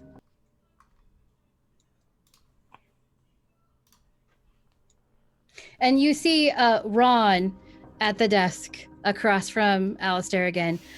You can see the cook back in the shadows, but Ron doesn't know he's there, right? So you see it's just like Alistair with that weird angle again, and like back in the shadows, like kind of in like a cupboard is standing, you can see the face of the cook, but Ron doesn't know he's there. And Alistair goes, "Well done, Ron. I knew you could do it." I tried to make it as best a match I could. I think it was well. It's Phoenix, you know. So, She puts in good work. if you say so. Somebody's got to lose. As Well, long well as it's done. not me. But well done. I look forward to seeing you fight Diesel next week. And he stands up and like holds out his hand for a handshake. I'll stand up and shake his hand. Good job, kind of pats you on the shoulder.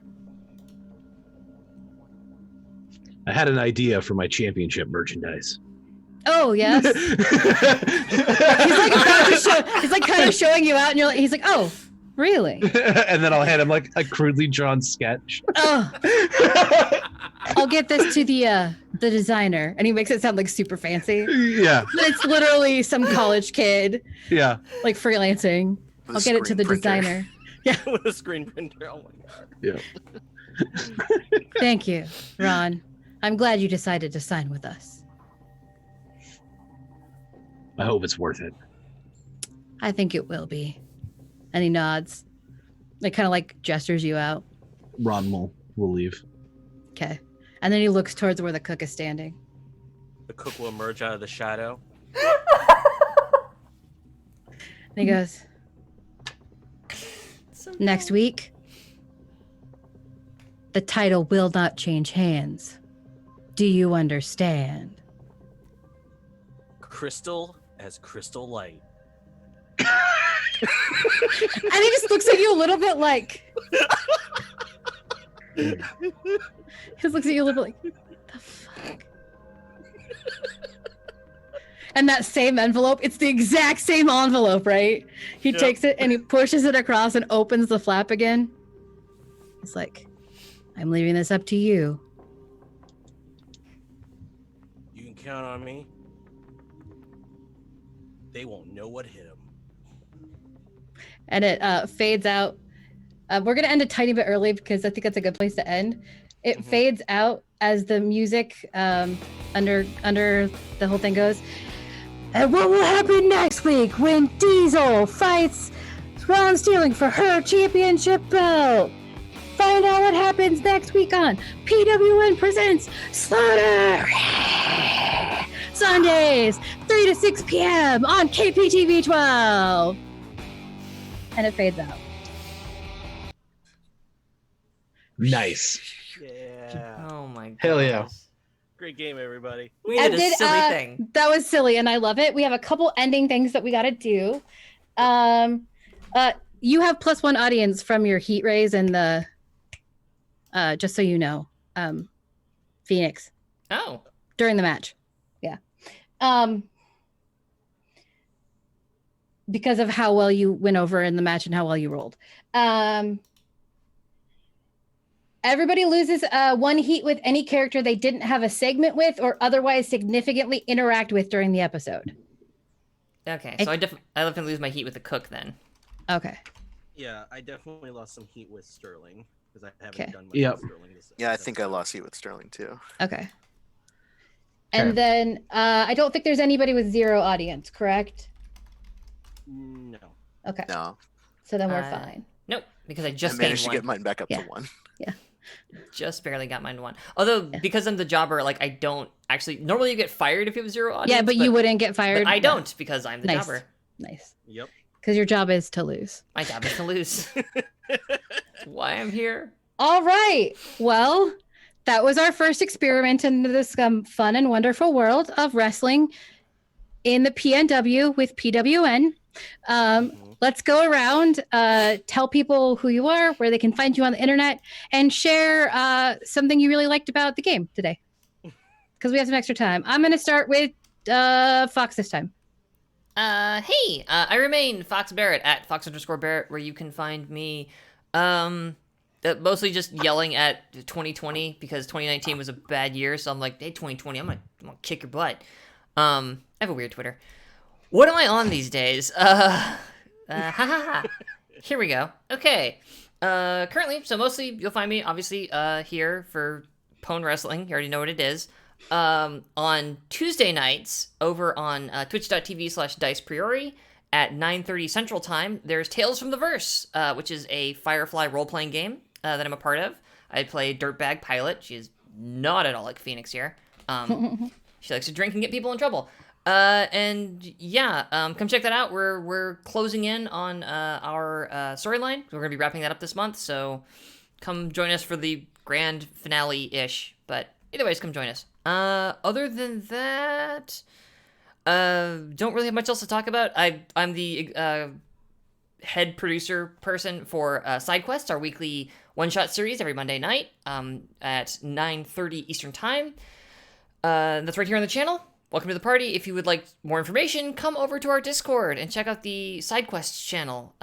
Perhaps you could join us.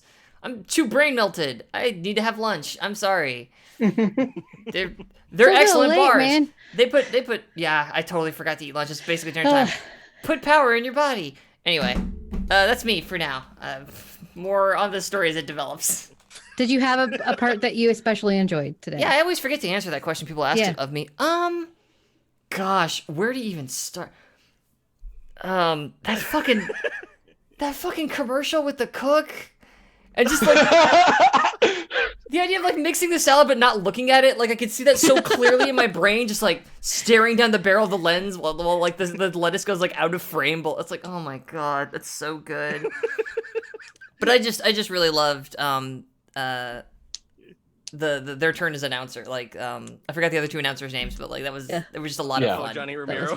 It was yes, the two most opposites. I know, it was so good. Polar opposites made me so happy. I didn't know that was gonna be our announcer crew. So like I look forward to more of somebody who is so extra and somebody who is like barely their robot. Like it's just, I love it. Looking forward to more of that. Awesome, Jackie. Hi everybody, I'm Jackie, better known as Death by Mage, and you can find me on Twitter and Instagram at Death by Mage. And I am mostly on this show and on Sundays, and then I am mostly a D&D and RPG writer. I got a lot of projects, unfortunately, going on right now, so you'll hear more about those on my Twitter at the around. I got Forge and Battle, which this lovely thing comes out on Monday. Woo! It's exciting. It's beautiful. So it comes out tomorrow, and then I got a very secretly awesome project that will be announced sometime around the end of January, and I can't wait to talk about that. And then I got another project that I will be announcing also in February. So that was, all these little projects are coming all together. So I got more stuff coming out. And for me, for my favorite thing, I really love the back and forth between Phoenix and Ron Sterling. That whole match, like just that back and forth, that was just fantastic. It was good stuff. All It right. was. Thank you. Simon. Hello, I'm Simon, and you can find me on Twitter mostly at Lucha Libris. It's like Lucha Libre, but with books, because I do academia sometimes, and it's funny. I am mostly on this show right now, occasionally on 3V when things appear. You can also listen to my voice telling stories on the Penumbra podcast, which is an extremely queer sci-fi and fantasy audio drama. You'll be able to hear my voice as the antagonist for one of those shows for one of the next couple months. I'm very excited to see where the rest of that storyline goes. I also run a Deco Punk Boffer LARP in the New England area. If you want to come out and get your 1920s gangster on and be a gangster that sells magic hooch that gives you superpowers in a time of prohibition, and do Bioshock meets Mish Fisher's Murder Mysteries, you can learn about that at attawaylarp.com. Why do I have to live so far away? Seriously. Dang, that is We'll so fly cool. you out. Yeah, and yeah, sure. It's only like the furthest away, except for Florida, that I could get. But anyway, Yeah, take a weekend off work. I know. And favorite part of tonight?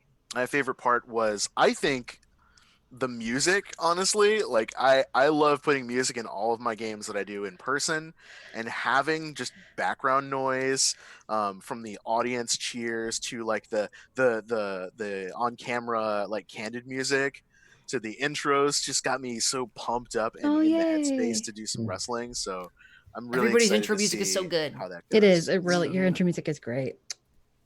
Beautiful. Thank you. And Smurf.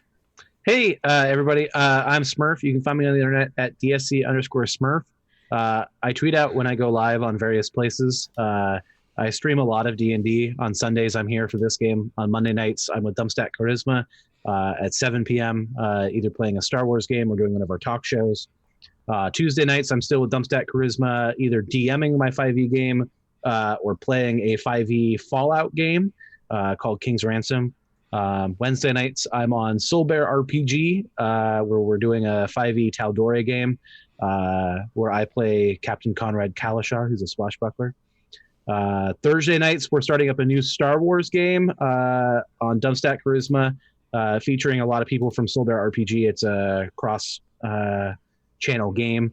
That's going to be starting up in a couple weeks and run every other Thursday.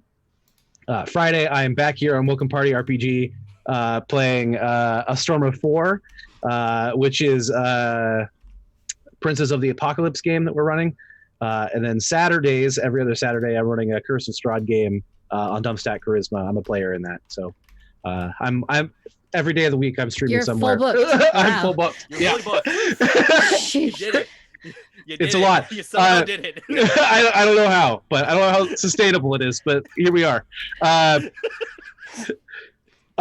favorite part tonight, I really liked everybody's character and meeting them and what they're like in the introductions, and how over the top and how pure wrestling every character is, because I've watched a lot of wrestling and I see all of these characters like existing in the real world, like being characters, and it's great. I love it. Cool. Thanks. I'm Kate. I had a lot of fun. This was great. You can find me here on Welcome to the Party Tuesday nights at 8 p.m. for our Riffs, Blood, Dirt, and Chrome game, where I play a half fairy little punk who likes to give hugs. She's okay. I just really appreciate how everybody was jumping in and going with their characters and really trying to find the flow. It's really hard when you're starting a new system that people really don't know that well and you're trying to jump in and do something new. And so I just thought all of you did such a great job being your characters amidst kind of the like, what are we doing? How are we doing things? How is this going? So I really appreciated that about all of you. So thank you. Usually we won't end this early, but yeah. So thanks for joining us. You guys are awesome. We are excited to have people in chat today. You're the best. We love you very, very much. Don't forget about our sponsors, Devin Rue of RueInc.com, the mistress of maps, Tabletop Loot, where you can buy cool dice and other fun accessories, So Nerdware, where you can buy merch, and maybe we'll have some merch for our wrestlers. Who knows in the future? For Welcome to the Party, you can use the code WELCOME for 10% off your order there. And of course, a shout out to Roll20 for letting us run awesome music in the background and the sound effects and all of that. They're a great platform. Check them out on roll20.com. And I think that's what I've got. Oh, check out our Discord. We're a fun group of people. We like to hang out and people talk on there a lot. So go check it out, but also mute whatever you need to mute. That's totally fine. And if you want to support the channel, the best way to do that is on Patreon. We've got some interesting content over there, and we love support from y'all. So thank you super, super much. Lots. Fox. Yeah, I'm having a hard time finding somebody to raid. Yeah, we're looking for a raid. Yeah, so how about Rooksgate? I've never heard of them, but they're currently playing what is definitely some kind of Western role-playing game right now, so I'm gonna raid them. Let's do that. We're gonna raid Rooksgate, a new group. But thank you again for joining us. Get your emotes ready and say hey over on the Rooksgate channel. We'll see you all next week. Bye. Ha.